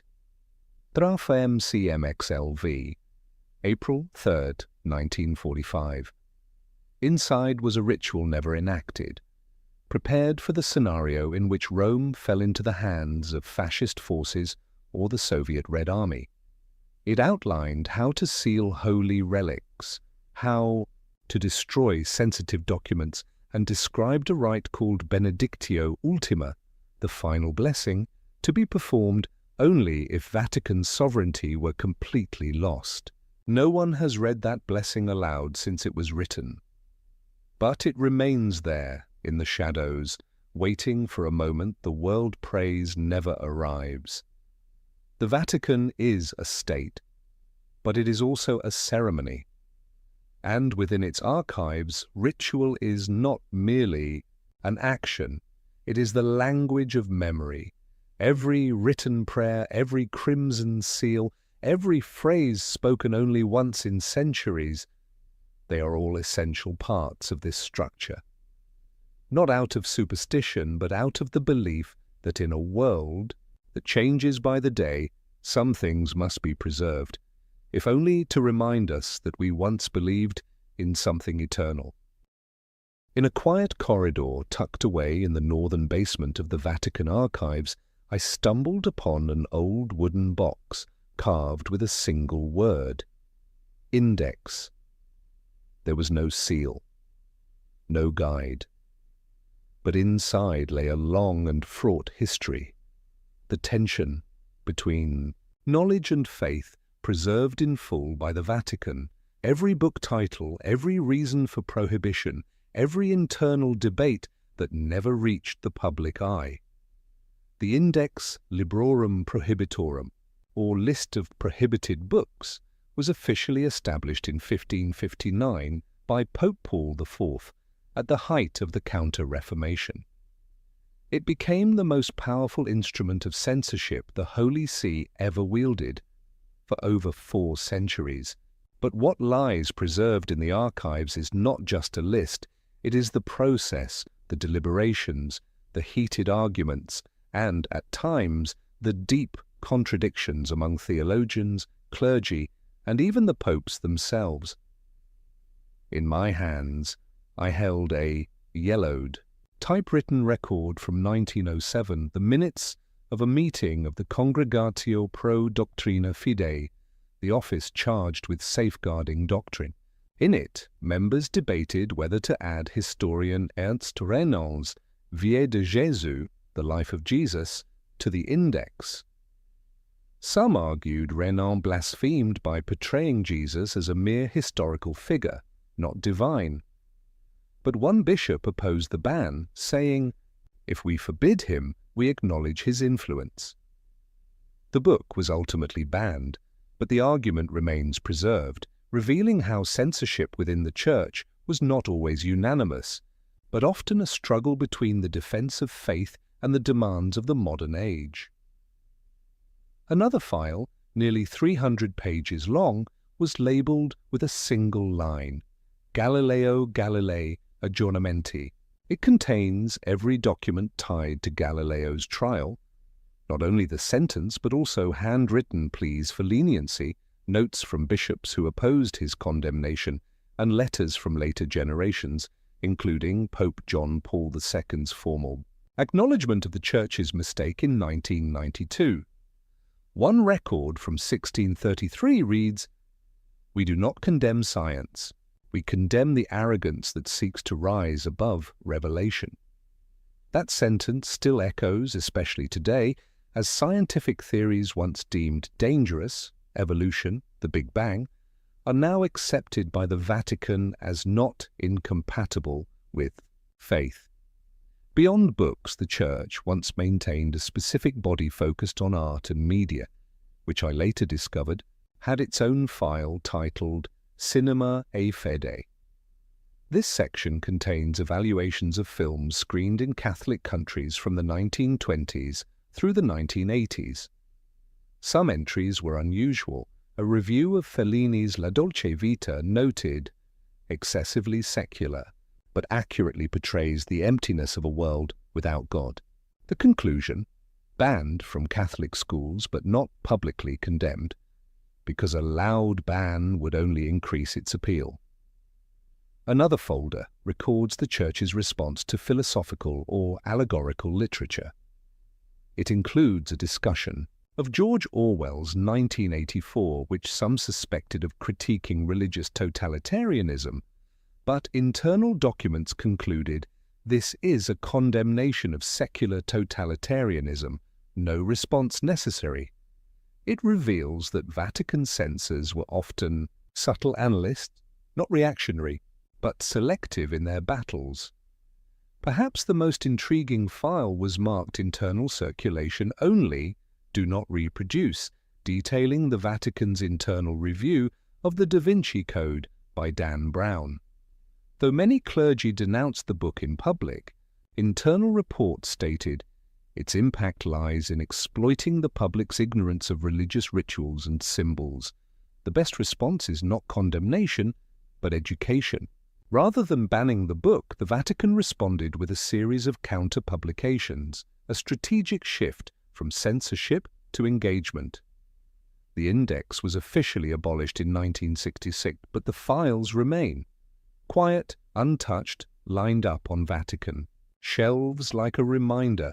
The greatest power lies not in prohibition, but in shaping how and when people receive an idea. And for centuries, the Vatican has not merely safeguarded the faith, it has shaped the threshold of knowledge, deciding how far it should open, when, and to whom. When I stepped into the section labelled Cruciata, an uncanny silence fell over everything around me. Gone were the 20th century maps, the diplomatic telegrams, the polished dossiers between envoys. What remained were parchment scrolls, black ink, and red wax seals once pressed between the fingers of the most powerful men in Europe. This was where the Vatican kept what remained from a time when faith was transformed into war. The Crusades, carried out in the name of holiness, but leaving behind stains of blood on the map of history that no prayer could erase. One of the first documents I found was the original crusading bull of 1095, Deus Vult, issued by Pope Urban II at the Council of Clermont. Written in Latin, it begins with an urgent plea. The Holy Land has been seized. The blood of the faithful cries from Jerusalem. The Catholic must march. There is no political agenda, no mention of land or wealth, only a call to arms, and yet that call ignited more than 2 centuries of continuous warfare and claimed the lives of millions under the shadow of the cross. Subsequent documents, especially from the time of Pope Innocent III, show how the Crusades evolved into a structured campaign, no longer merely a spiritual appeal, but a logistical operation involving taxes, recruitment, supply chains, and rewards. I read letters between the Vatican and European lords discussing the number of knights, provisions, and, most troubling, the right to seize the property of those who refused to convert or join the cause. A particularly striking document, dated 1204, records the Vatican's internal reaction to the Fourth Crusade, which instead of reaching Jerusalem, sacked Constantinople, the heart of Eastern Orthodoxy. In the minutes penned by Cardinal Pietro Capuano, there's a chilling admission. We let the sword lead, not the spirit. We did not conquer heresy. We looted our brethren. Though Pope Innocent III issued a formal, restrained condemnation of the pillage, no reparations or apologies ever followed. But what haunted me most were not the wartime documents, but the post-war ones. A file titled Requiem pro Errore, a prayer for the error, preserves the Vatican's reflections and acknowledgements of the past. Inside was an unpublished speech draft by Pope Paul VI, meant to be delivered during his 1960 visit to Istanbul. It reads, "We brought war into places that once knelt in prayer. We cannot claim this was God's will." The speech was withdrawn at the last moment and replaced with a more neutral address, but the original remains here, beneath layers of dust. The Vatican archives also preserve lesser-known crusades, the Northern Crusades against pagans in the Baltics, the Albigensian Crusade in southern France, aimed at annihilating the Cathars, and even campaigns against disobedient Catholic monarchs. A record from the 13th century documents a bishop who refused to join a crusade, stating, "I do not see God in fire and blood." He was stripped of his office shortly thereafter. Still, the archives also bear witness to later efforts of dialogue and reconciliation. A folder titled Reconciliazioni holds correspondence between the Holy See and the Orthodox churches of Russia, Greece, and Armenia, communities still scarred by the Crusades. In a letter from 1999, Pope John Paul II wrote to Ecumenical Patriarch Bartholomew VI, "If blood once divided us, let prayer begin to mend the wounds that history left behind. It wasn't a public apology, but it was a beginning." In all these documents, I did not find an evil or ruthless Vatican, but I did see an institution that once wielded faith as a justification for war, and that slowly, over centuries, learned to reflect on itself. None of these texts deny the past, but they do not whitewash the present either. The Vatican archives do not seek to justify. They preserve these with a solemn fidelity to memory, and with the belief that truth, however bitter, is an essential part of redemption.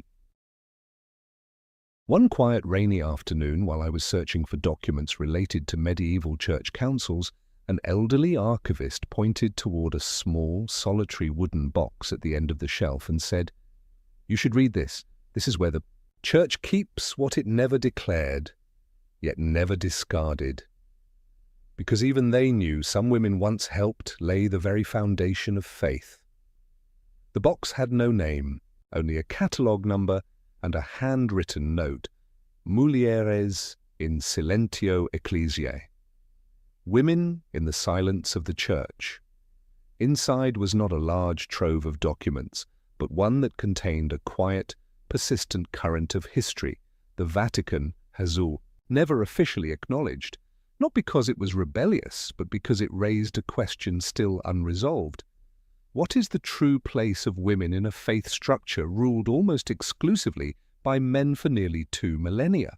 I began with a set of handwritten letters from the 12th century by Hildegard von Bingen, a German nun, composer, theologian, and visionary. Most of her writings, in Latin and Old German, recorded spiritual visions of profound theological and philosophical depth. In one letter to Pope Eugenius III, Hildegard wrote, "The soul of a woman is also breathed into being by God, so why must her voice pass only through the mouths of men?" Remarkably, the letter was not answered with condemnation, but with silence. A silence calculated and deliberate. Still, Hildegard was not branded a heretic. On the contrary, several voices within the Roman Curia praised her, but kept her at a distance. In one internal record, I found the line, "This woman is not wrong, but the Church cannot yet permit women to teach from the pulpit." Her intellect was recognized, yet an invisible line remained, one she and countless others were never allowed to cross. Digging deeper, I found another file titled Monialium Scripturae, Writings of the Nuns. It was a collection of prayers, poems, and liturgical texts composed by women in religious orders from the 9th to 16th centuries. Among them were prayers both graceful and defiant. "I do not ask to be priest, I ask to tend the flame unseen, burning quietly in the darkest chapel corner." These words were never spoken in formal rites, but they were copied by hand, passed from nun to nun, their brown-black ink still visible on parchment softened by time. The most haunting section, however, was the file on heresy investigations, particularly those targeting women whose spiritual influence grew too large. A 1321 case from southern France recorded the trial of a group of women accused of unauthorized preaching, though they had only held Bible readings and shared personal interpretations. One interrogation transcript reads, "Do you believe women can interpret the Word of God?" The woman, named Clara, replied, "If God chose a virgin to bear him, why would he not choose her tongue to proclaim him?" The record ends. She was burned at the stake, and yet not all voices were silenced. In the files from the Second Vatican Council, I found letters and internal minutes documenting serious discussions on expanding women's roles in the modern Church. A handwritten note from Cardinal Suenens read, "It is not enough to bring more women into the Church. We must admit they have always been here." From 1965 onward, Vatican commissions began including women as theological advisors, but, as one document explicitly stated, consultano non decidono, they may advise, but they do not decide. More recently, I came across minutes from a 2016 meeting discussing the possibility of female deacons.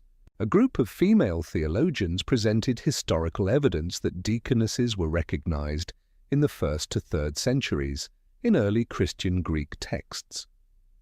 One cardinal pushed back.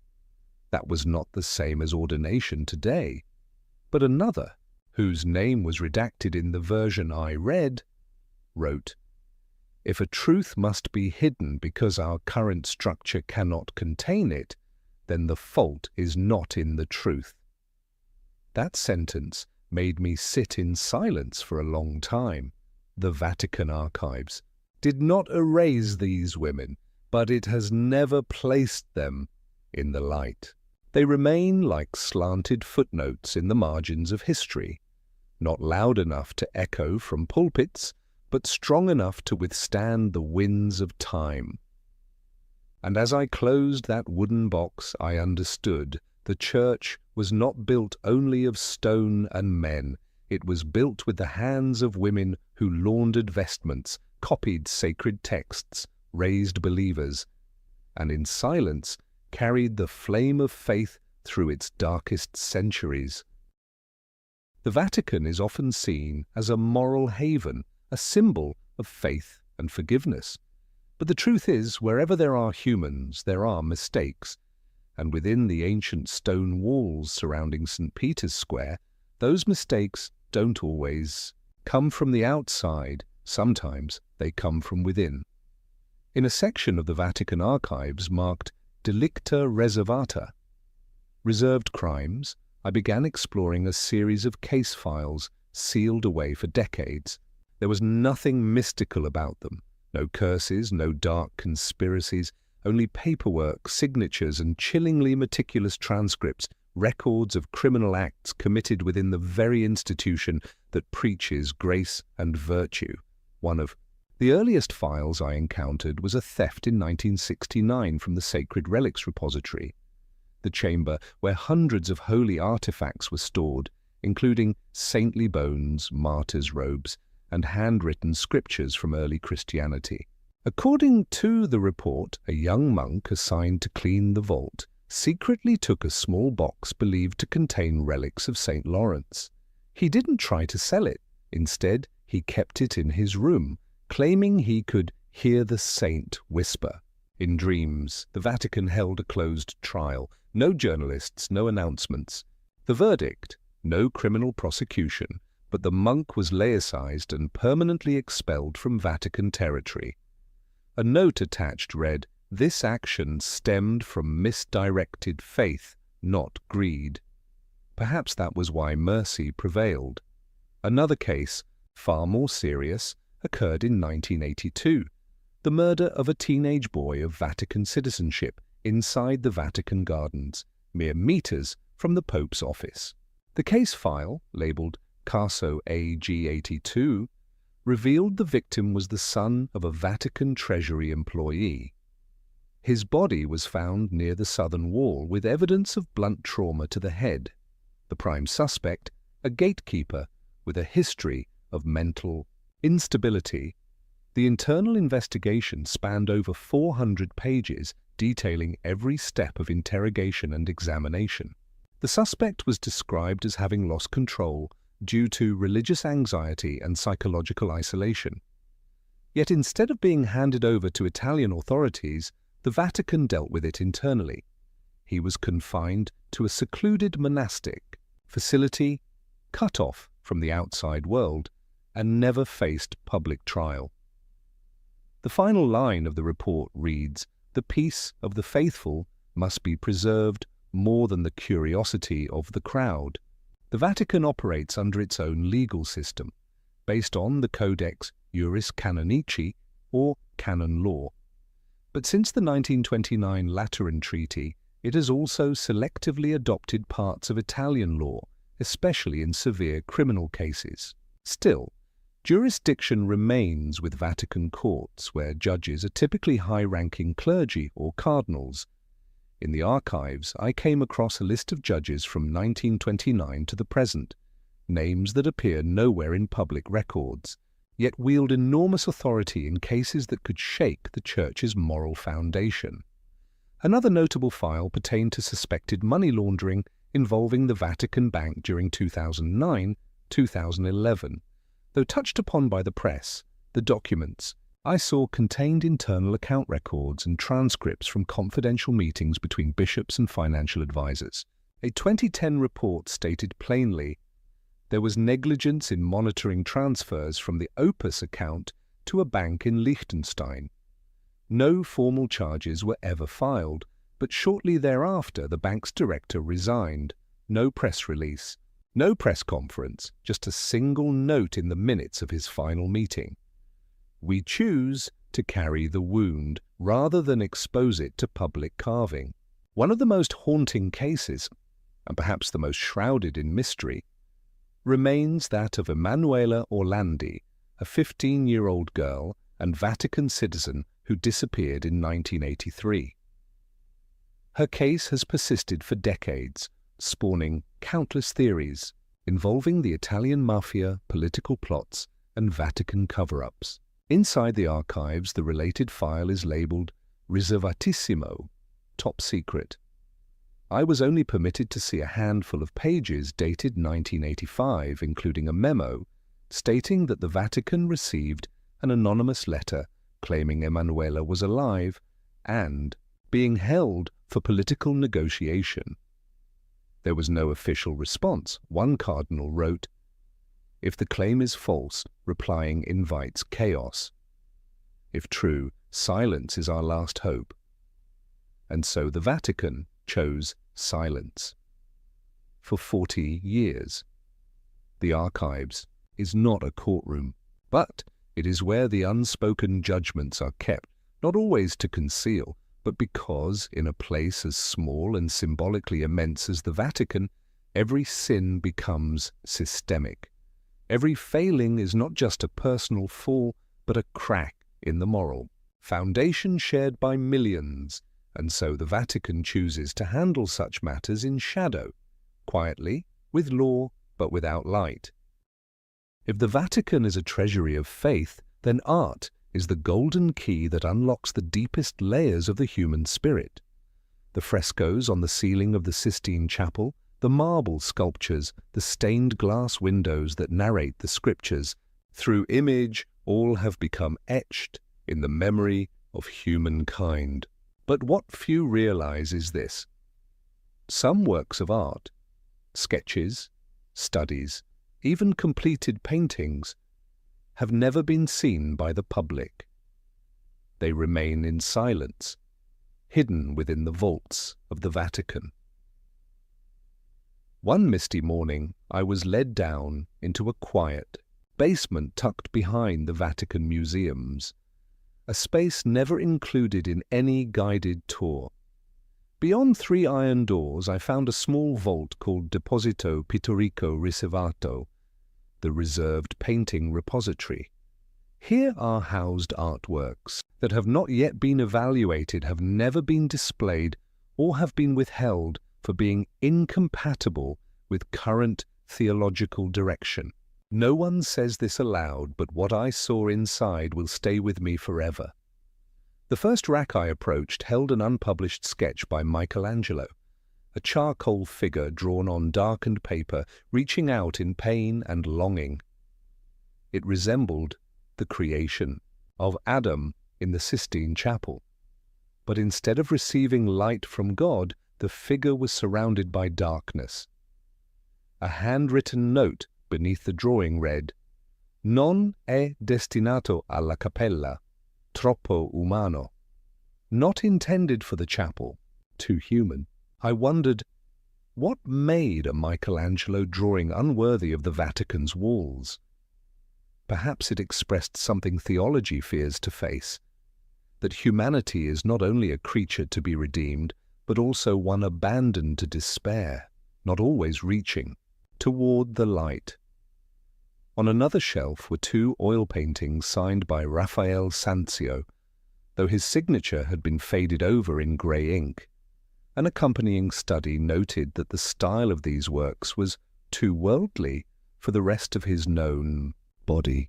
One depicted a pregnant woman holding a crucifix, a striking image deemed theologically inconsistent, since the Virgin Mary is never portrayed this way. A small annotation beneath read, "Confusione dottrinale," may cause doctrinal confusion, and so a masterpiece was veiled not because it lacked beauty, but because it raised questions. I also came across a painting attributed to Caravaggio, never put on display. It showed St. Peter, not yet an apostle, as a humble fisherman, dirt on his face, gripping a torn fishing net. No divine light, no halo, no sacred symbol, just a tired man at the beginning of faith. Was that why it was withheld? Because it lacked the sanctified image of a purified saint, or because it felt too real? A different folder labeled Iconographia, Contestata, Contested Iconography, listed artworks that had been requested to be removed, covered, or never reproduced. Among them were sculptures of the Virgin Mary portrayed in African and Asian features, created by local artisans during missionary periods.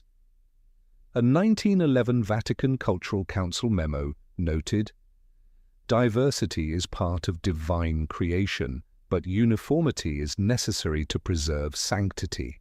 Under that logic, many such statues were never placed upon altars. There was even a special section dedicated to modern art, documenting Vatican decisions to decline exhibitions or collaborations with major artists like Salvador Dali, Francis Bacon, or Ai Weiwei. A 1950 internal document revealed Dali had proposed a series of surreal revelations of the saints. Vatican officials responded, "We cannot allow sacred imagery to become obscure visual metaphor." But the Vatican does not destroy these works. Quite the opposite. They preserve them carefully, document each crack, each brushstroke, each layer of pigment, and yet they choose to keep them hidden. Not because the art lacks value, but because in the blinding clarity of theology, what is too human, too raw, too unfinished, may shake a faith that relies on certainty. When I left that vault, I didn't carry images of angels or crucifixes. I remembered only the eyes covered in dust, the eyes of paintings never seen. And I wondered, perhaps what the Vatican withholds from the world is not out of fear of losing belief, but fear of confronting a version of faith still in progress, where saints and sinners, heaven and earth, are still in debate, still unfinished on the canvas. When people think of the Vatican, they think of chapels, prayers, theology, not telescopes. And yet between faith and the cosmos lies a quiet path, often overlooked.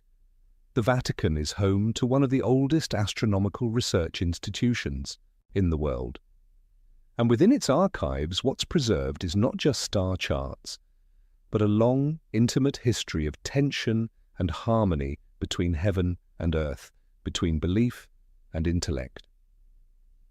My journey began at a small filing cabinet labelled Specula Vaticana, the official name of the Vatican Observatory. Inside were handwritten records from the 17th to the 20th century, notes on comet sightings, solar eclipses, and strange stars appearing in the night sky. One notebook dated 1610, copied from the original records of Christopher Clavius, the Jesuit astronomer who helped design the modern Gregorian calendar, reads, "The stars are not disorder. They are signs of an order we do not yet understand." In that line, I saw something deeply revealing. The Vatican never truly turned its back on science. It simply chose its own terms of engagement.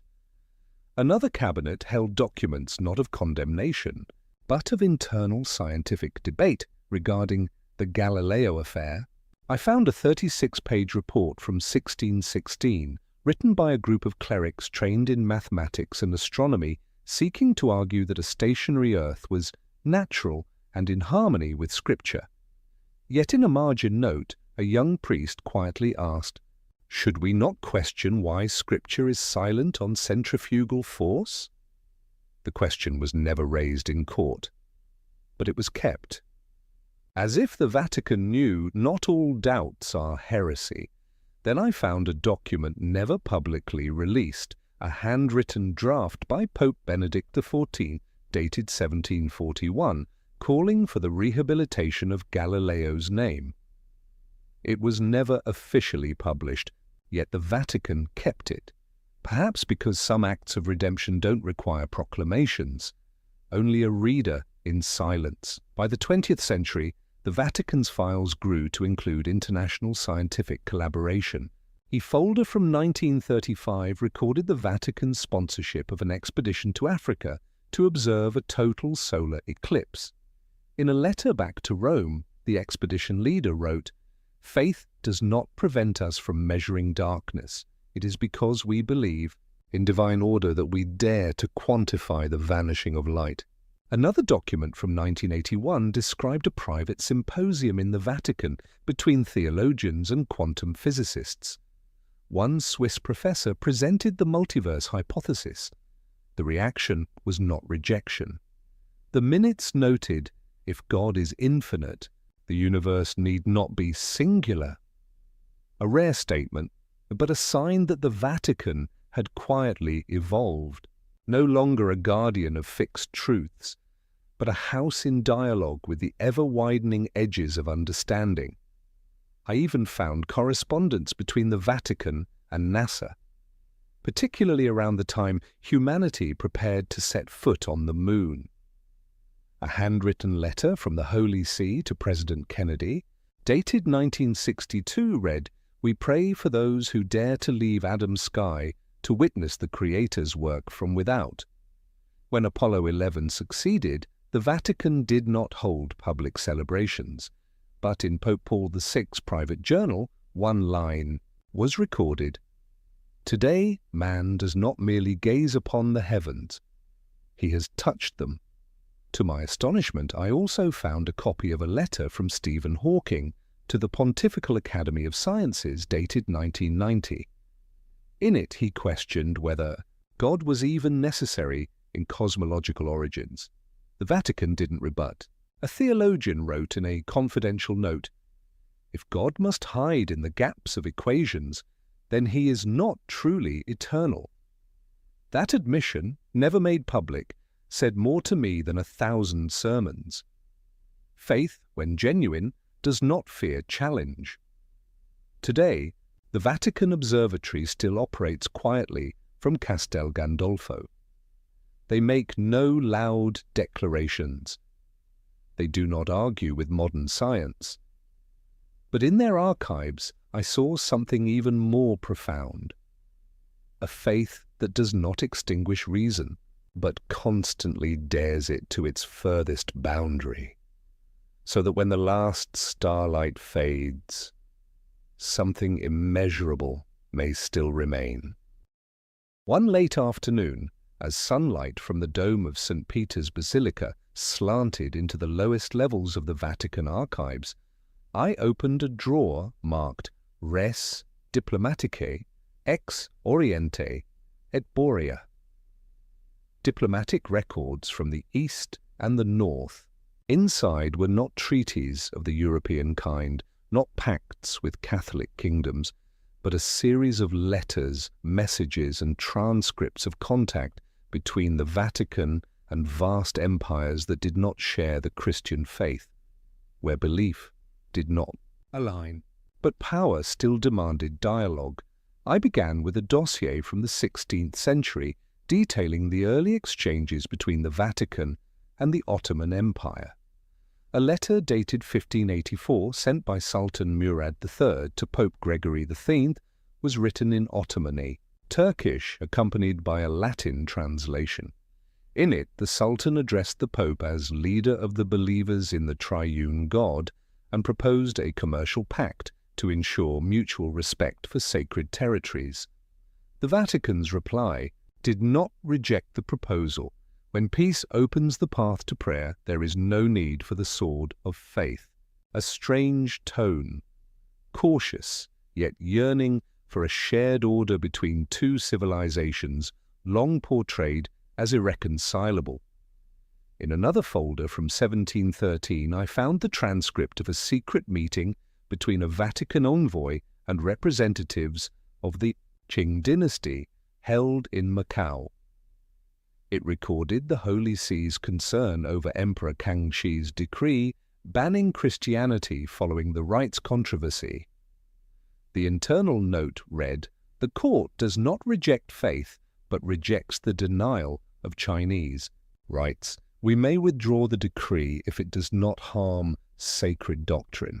No agreement was reached, but the dialogue itself revealed that the Vatican had come to recognize bringing faith into another culture required humility, not dogma. What struck me most was a never-declassified file titled Negotiationes cum Moscovia. It contained records of secret efforts from the 17th to the 19th centuries to establish relations between the Vatican and the Russian Tsars.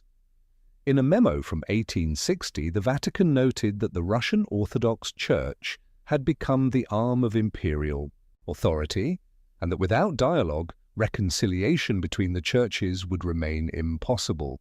A private letter from Pope Pius IX to Tsar Alexander II included the line, "When the throne seeks eternity, it must listen to the voice of the eternal throne." There was no reply, but the Vatican did not stop writing. In a document from 1902, the Vatican recorded contact with a Japanese scholar representing the Meiji court. The two parties discussed theology, culture, and the possibility of coexistence between Christian charity and the honor of Shinto. One line in the transcript stood out: "The East does not reject faith, it rejects imposition." It read like a reminder to the Church itself. Truth is not a gift that can be forced upon another. I found a 1954 internal memo, just after the end of the First Indochina War, in which the Vatican proposed sending a secret envoy to northern Vietnam to observe the condition of Catholics following the Geneva Accords.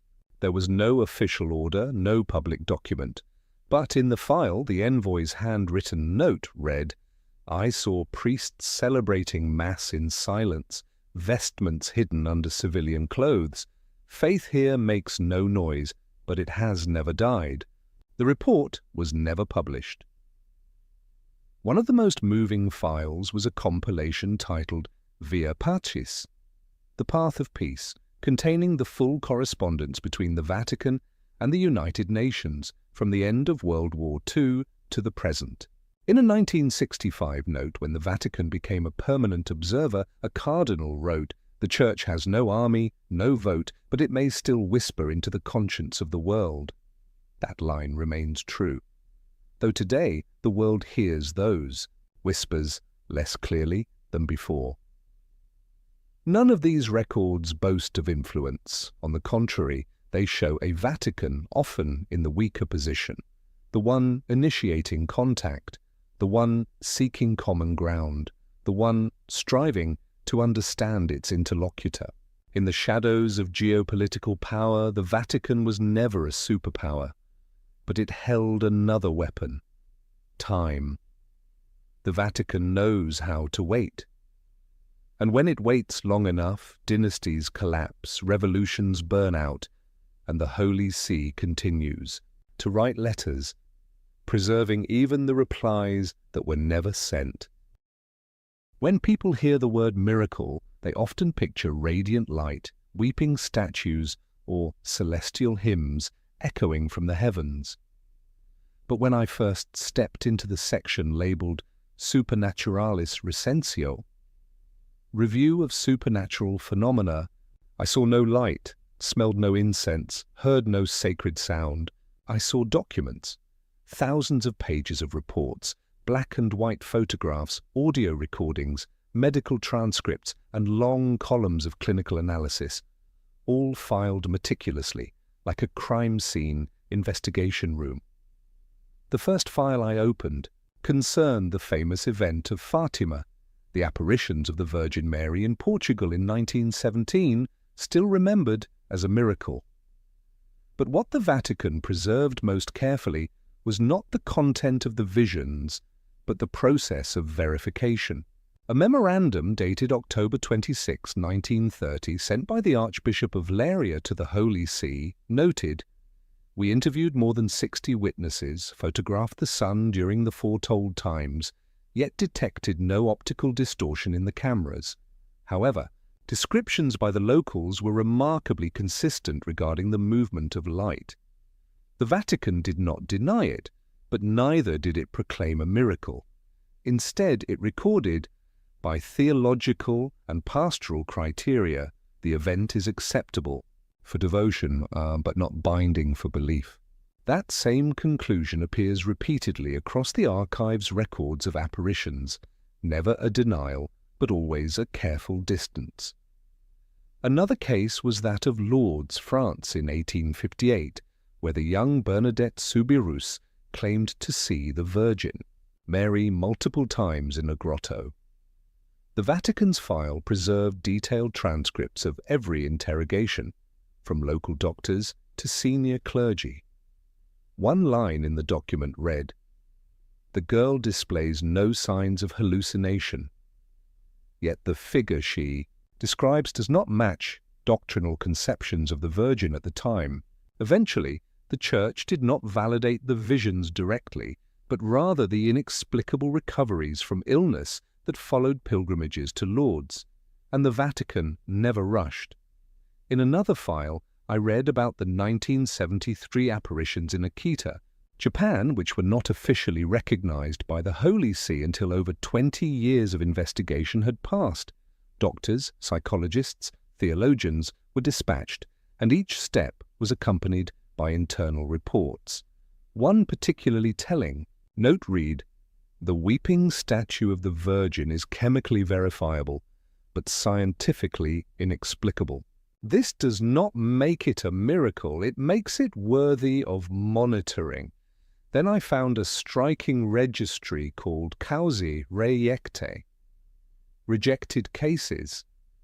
In it were hundreds of reports deemed fabricated, exaggerated, or lacking supernatural merit.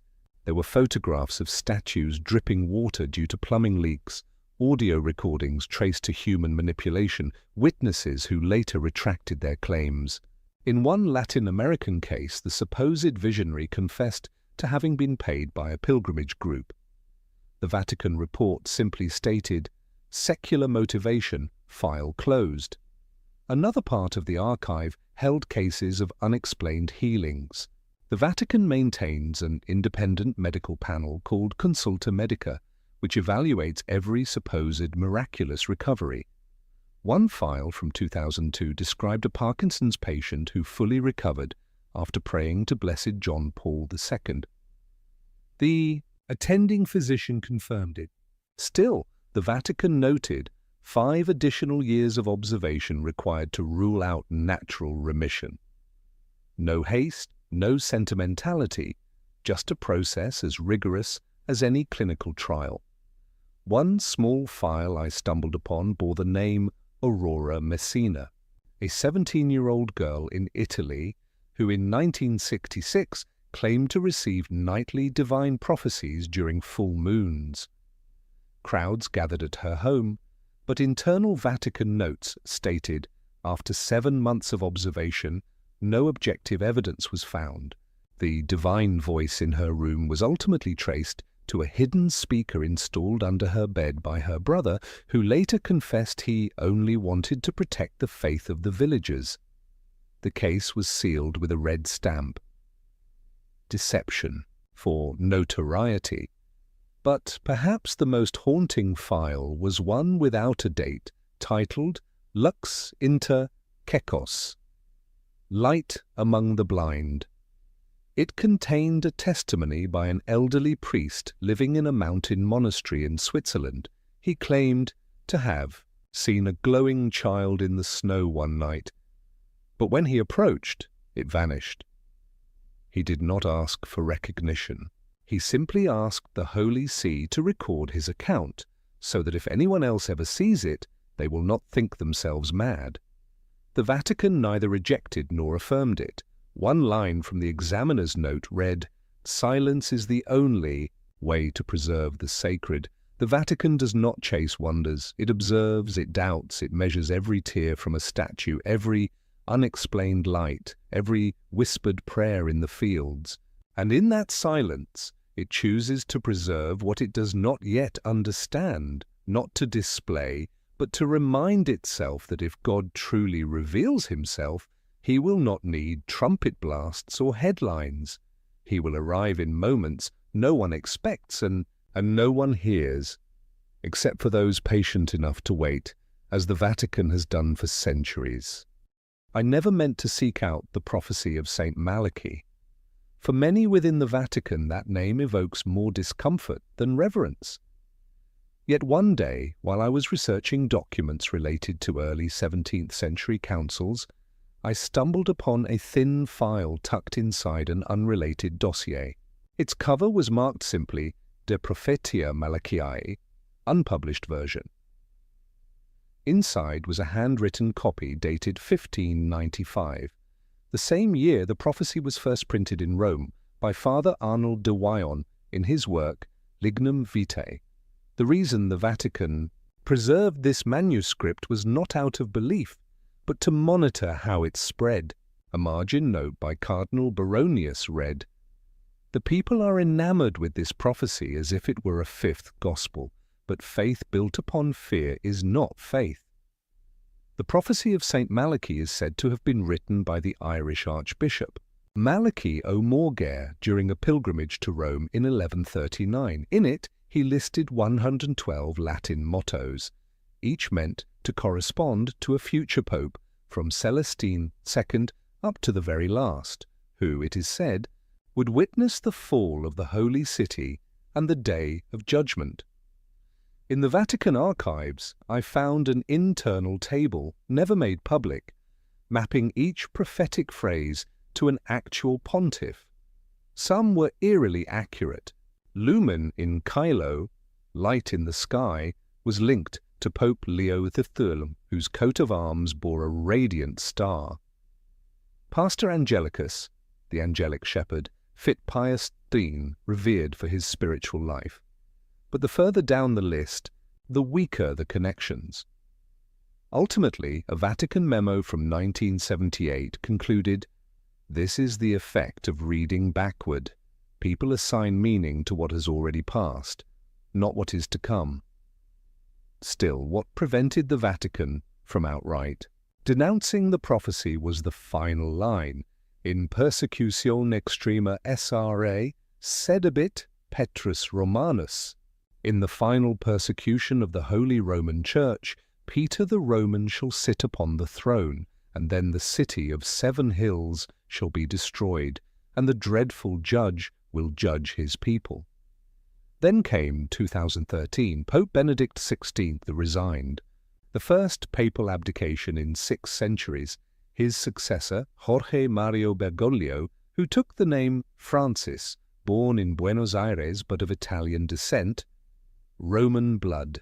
Though no pope has taken the name Peter II, the Vatican suddenly received hundreds of letters from the faithful around the world, all asking the same thing. Is this the final pope? One internal document I found recorded a meeting of the cardinals in 2014, just months after Francis's election. During it, a young bishop expressed concern that this prophecy is being weaponized to fuel apocalyptic anxiety and undermine reform. The dean of the college replied simply, "The Church does not fear the end. We only fear that people stop living for tomorrow." Another file titled Legendum non publicandum, to be read, not published, documented a Vatican commission that had once investigated the true origins of the prophecy. Several scholars argued the entire text was written in the late 16th century to support specific candidates in a papal conclave. One historian asked bluntly, "If Malachi truly wrote this, why is it never mentioned for 400 years? But, in the end, the Vatican reached no official conclusion. The file ends with a line that says, "We do not publish what may confuse, even in order to deny it." And so the prophecy remains a ghost, neither authenticated nor erased, neither confirmed nor condemned. It has become part of the mythos surrounding the Vatican, like hidden staircases, secret chapels beneath the basilica, or whispers of angels during papal elections. Is it real? Does it matter? Perhaps those questions no longer require answers. As one elderly bishop once whispered to me while turning the final page of that prophecy, "There are words God never spoke, but left behind for men to decide whether to believe or not." The archive labelled Archivio Pio Puisi Anni di Guerra remained sealed for more than 70 years. It was not until 2020 that parts of it were finally declassified, but even those disclosed were only the surface. When I stepped into that room, the fresh air of the Vatican hallways seemed to vanish, replaced by an invisible weight. Pages unstained by blood, yet heavy with the silent deaths of millions. I opened a folder titled Lettere non risposte, 1942. Unanswered letters. Inside were dozens of pleas from Jewish communities across Europe, written during the most brutal years of the Holocaust. One letter, dated August 1942, came from a rabbi in Slovakia. It read, "We do not ask for a public intervention. We only ask that you affirm that God is not silent." There was no reply in the file, only a pencil mark on the margin. Forwarded to the Secretariat of State, response pending. Another folder recorded Vatican contacts with Nazi officials. In a memorandum dated November 1939, the German ambassador to the Vatican, Diego von Bergen, pledged, "The Reich will respect religious freedom if the Holy See maintains neutrality on internal matters."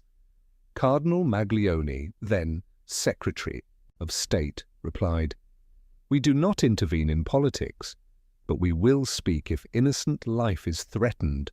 And yet, if that voice spoke, it never reached the public. One internal report shook me to the core. A document addressed directly to Pope Pius V and dated October 1943, just weeks after Jews in Rome were deported by fascist authorities.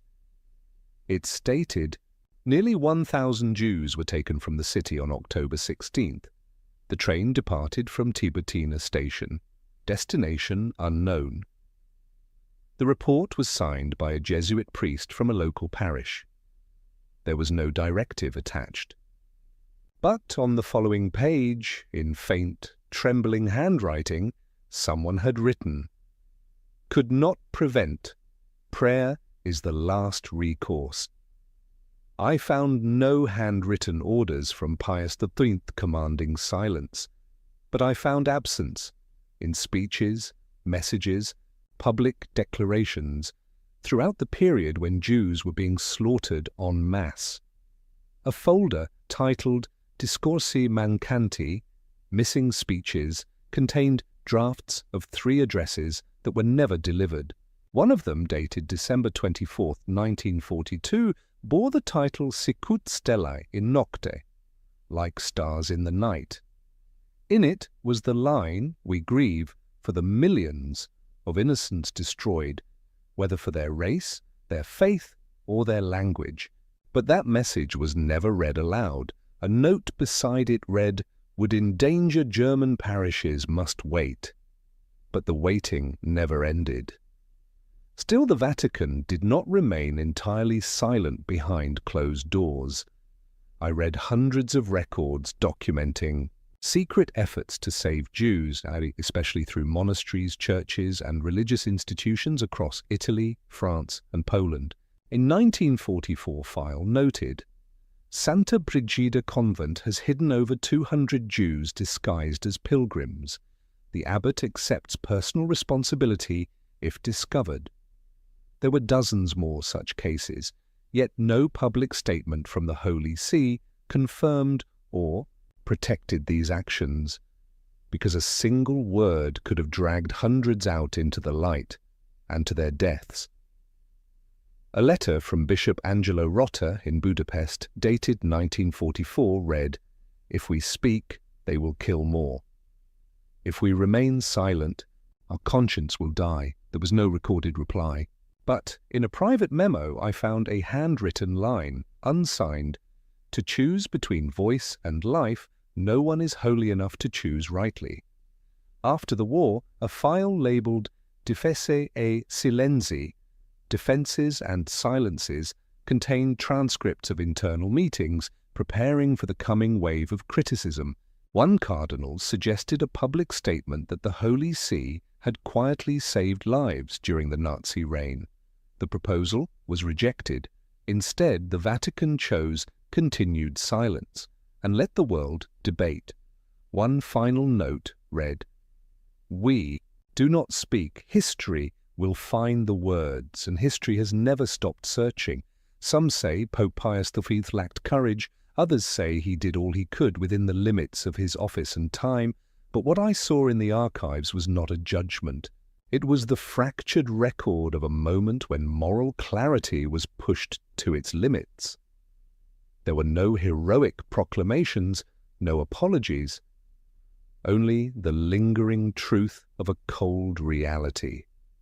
Silence, whether born of fear or strategy, leaves an echo that cannot be erased." After hundreds of hours of reading, turning page after worn page, deep beneath the earth where no bells ring and no candles flicker, I began to ask myself, why does the Vatican keep all of this? Skeptics might say, to control, to conceal, to avoid facing truth. But if that were all, why not destroy it long ago? Why preserve, with such care and precision, every internal memo, every unanswered plea for help, every draft of a speech never spoken? I gradually came to understand the Vatican doesn't merely preserve truth, it preserves the complexity of truth. In those archives, there are no justifications, no blatant lies. There are gaps, silences, half-told stories. But there are also voices once buried at the bottom of history, questions never allowed to echo, and small, quiet acts that saved hundreds of lives without asking to be credited.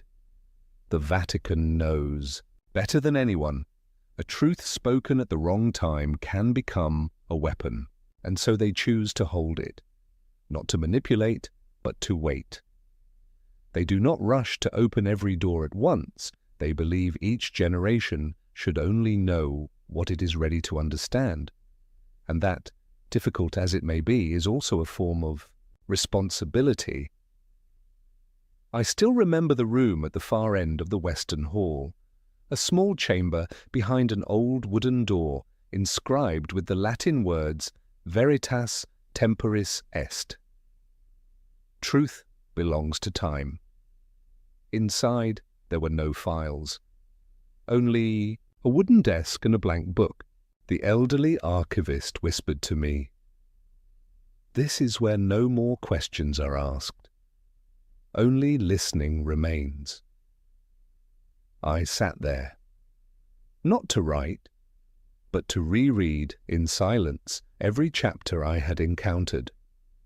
From secret meetings with emperors to hidden works of art, miracle investigations, Vatican silence during World War II, the role of women, of science, of rituals never performed, all flowing like an invisible current through millennia. I did not leave with answers, but I did leave with a certainty. The Vatican archives is not where truth is buried, but where truth is protected from oversimplification. Truth does not always comfort. Sometimes it reveals popes who doubted, saints who faltered, and angels in paintings that wear the face of fear. But it is that kind of truth that makes faith, if it survives, truly mature. And perhaps that is why the archive continues to open, not in line with history, but with the conscience of humankind. When we are brave enough to look at the unvarnished face of faith, then the doors of the Vatican will open, not with a key, but with the quiet readiness to understand and to forgive. I did not leave the Vatican feeling as though I had exited a fortress of secrets, but rather a chapel waiting for someone to return. Not to worship, but to listen to history, to memory, and to oneself. If what you've just heard feels like more than a story, if it feels like a door quietly opening to something deeper, if you believe truth does not always lie on the surface, and that sometimes silence is its own form of storytelling, please consider supporting this channel by clicking subscribe, not just to walk with us through the journeys ahead, but to help keep this kind of deep storytelling alive in a world crowded with noise. Your single subscription is like a candle, lit among the shadows of an archive filled with memory and silence. Thank you for listening, with patience and with heart. I'll see you in the next story.